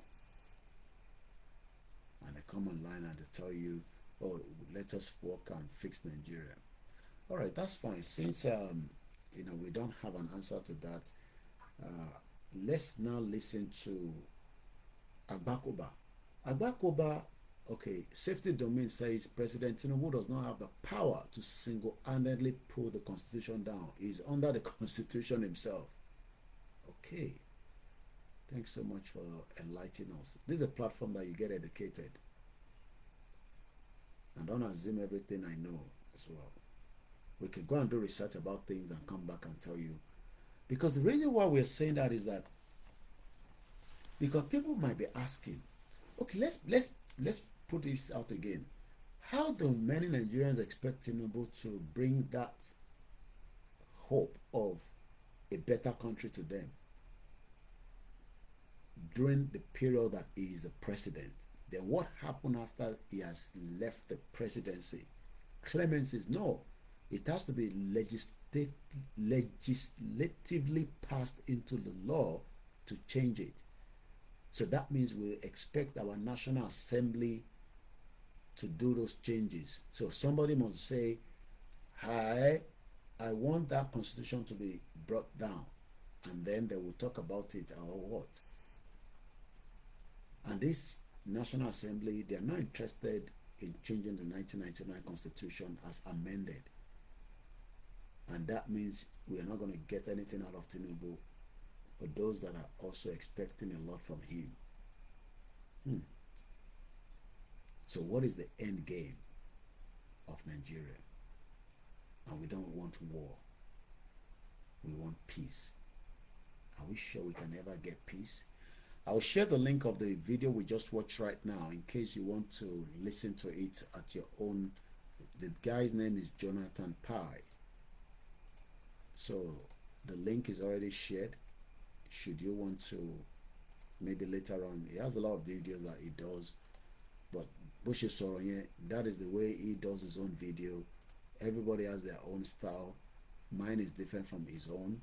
But imagine that a minimum Sorobenyen, people will be like, Koiki Obama Sorobenyen. But again, this is why we say we want to have a system where I will not be scared. But the current state of Nigeria, a lot of us are scared. I'm going to wind down the program, not because of anything, it's because I just thought maybe we should wind it down. But before we go, let me quickly read again what Babakitoye told us. It's not a lot, it's just under 2-3 minutes. We shall sharply clean up our politics, because all we've been discussing throughout right now is politics. The Nigerian politics has not favored anybody. You cannot change anything. The INEC cannot be changed because the structure as it is right now favors whoever is there, whether it's PDP or APC, it doesn't make any difference. From ancient times, we Yoruba evolved democratic political systems. In other monarchy cultures in the world, the king is automatically succeeded by his own child, and the subject have no voice in the choice. From the beginning of our history, we Yoruba people rejected such automatic succession. In every one of our kingdoms, from the very beginning, we choose the right to select the king from among the members of the royal family. We also empower the members of each lineage to select our chiefs to enjoy being respected by our kings and chiefs, and we had freedom of speech in the affairs of our society. In the 1950s, with Chief Obafemi Awolowo as our first premier and the first national leader in the modern times, we Yoruba people in our then western region of Nigeria evolved the most democratic political society in Africa.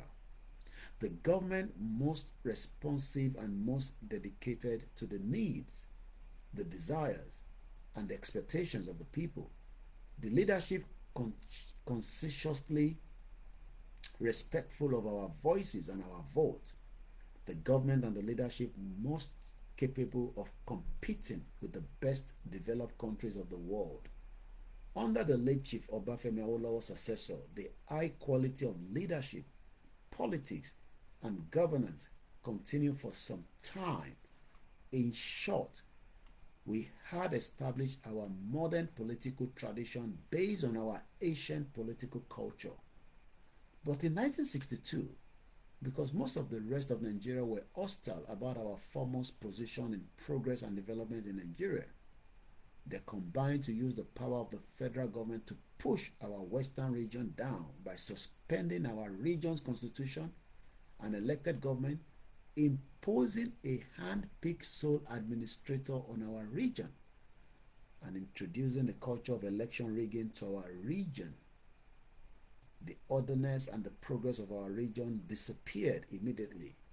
Since then, we Yoruba have been retrogressing with the rest of Nigeria. Ultimately, the retrogression has translated to our working in tandem with Nigeria in the low standard that are typical of Nigeria. In Nigeria's undemocratic, even anti-democratic politics, systematically fraudulent elections, self-centered and horribly corrupt leadership, insensitive of government to the conditions, fears, and the suffering of the people, lack of national direction, ever deepening poverty and hopelessness, general moral decline, close to moral depravity. But the days of our living in these horrible political and moral conditions are about to come to an end in our own country, separate from Nigeria. In our own Orilede, we shall soon be living again as a truly democratic people, with our politicians respecting our voices and our vote, like I will be doing this morning. Nobody dares intimidate anybody throughout this election in UK. That is exactly what we want. That is how the system is meant to work. Great Yoruba nation, good morning.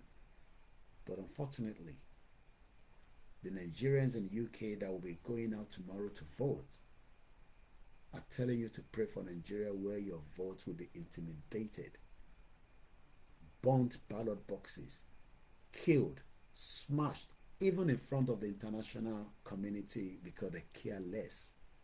It doesn't matter how much report. Ban them from coming to UK. There's so many other countries that want to welcome them, especially Dubai, the United Arab Emirates. Our voices will never be heard should we remain in Nigeria. There is no amount of election every 4 years that will turn things around. There's nobody that can pray for Nigeria anymore than to pray for your own people to become able to exit Nigeria. Nigeria is a crime scene. It will remain a crime scene. That is what the British knew by forcing people that do not speak, understand, have same ideology, completely different in the ways of life, and ask us to go and stay together in the National Assembly while they are all creating wealth for themselves. Myself and you are here fighting each other for stupidity. That is how I'm going to leave it this morning. I hope you've learned 1 or 2 things during the program. If you are still one of those that are feeling uncomfortable with Yoruba Nation because you're not sure of one thing or the other, you don't have to be sure of anything. But one thing is, your sureness on Nigeria will not make any more impact. Nigeria is dead and it is going into a funeral state. We're going to have a wakekeeping for it, and we're going to put it underneath, and it will not exist again. How soon is what we don't know. You know, sometimes people die and we keep it in the mortuary. So we're keeping Nigeria right now in the mortuary until we are ready to bury it. And when we are ready to bury it, yourself, me, and every single one of us will buy uniform, we will buy equipment, whatever food that we want to eat, and we will force it underneath the soil. And then the new children will be born. That is what is going to happen. It is loading. prepare your mind. The end of Nigeria has come. I will not play the last video, but I will play this one that reminds us that it was a legend and it will still remain a legend forever. And after this, I'm going to recite the anthem and I say good morning.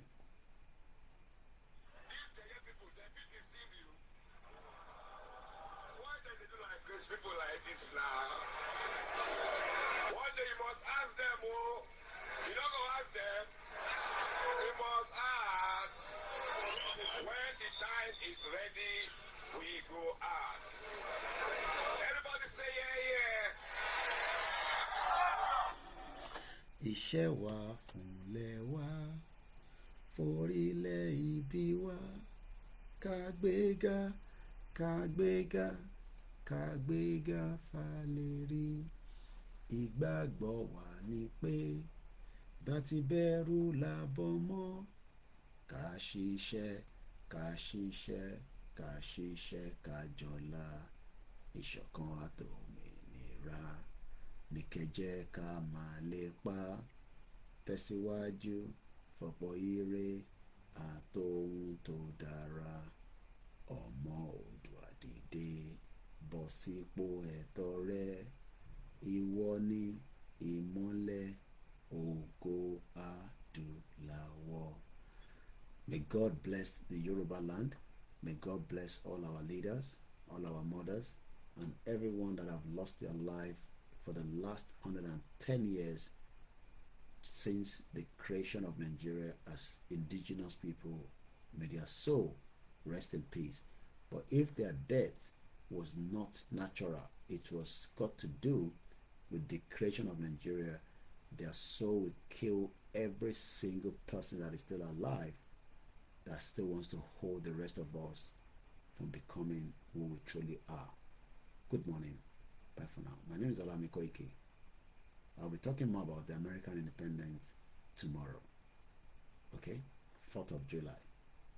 Bye for now.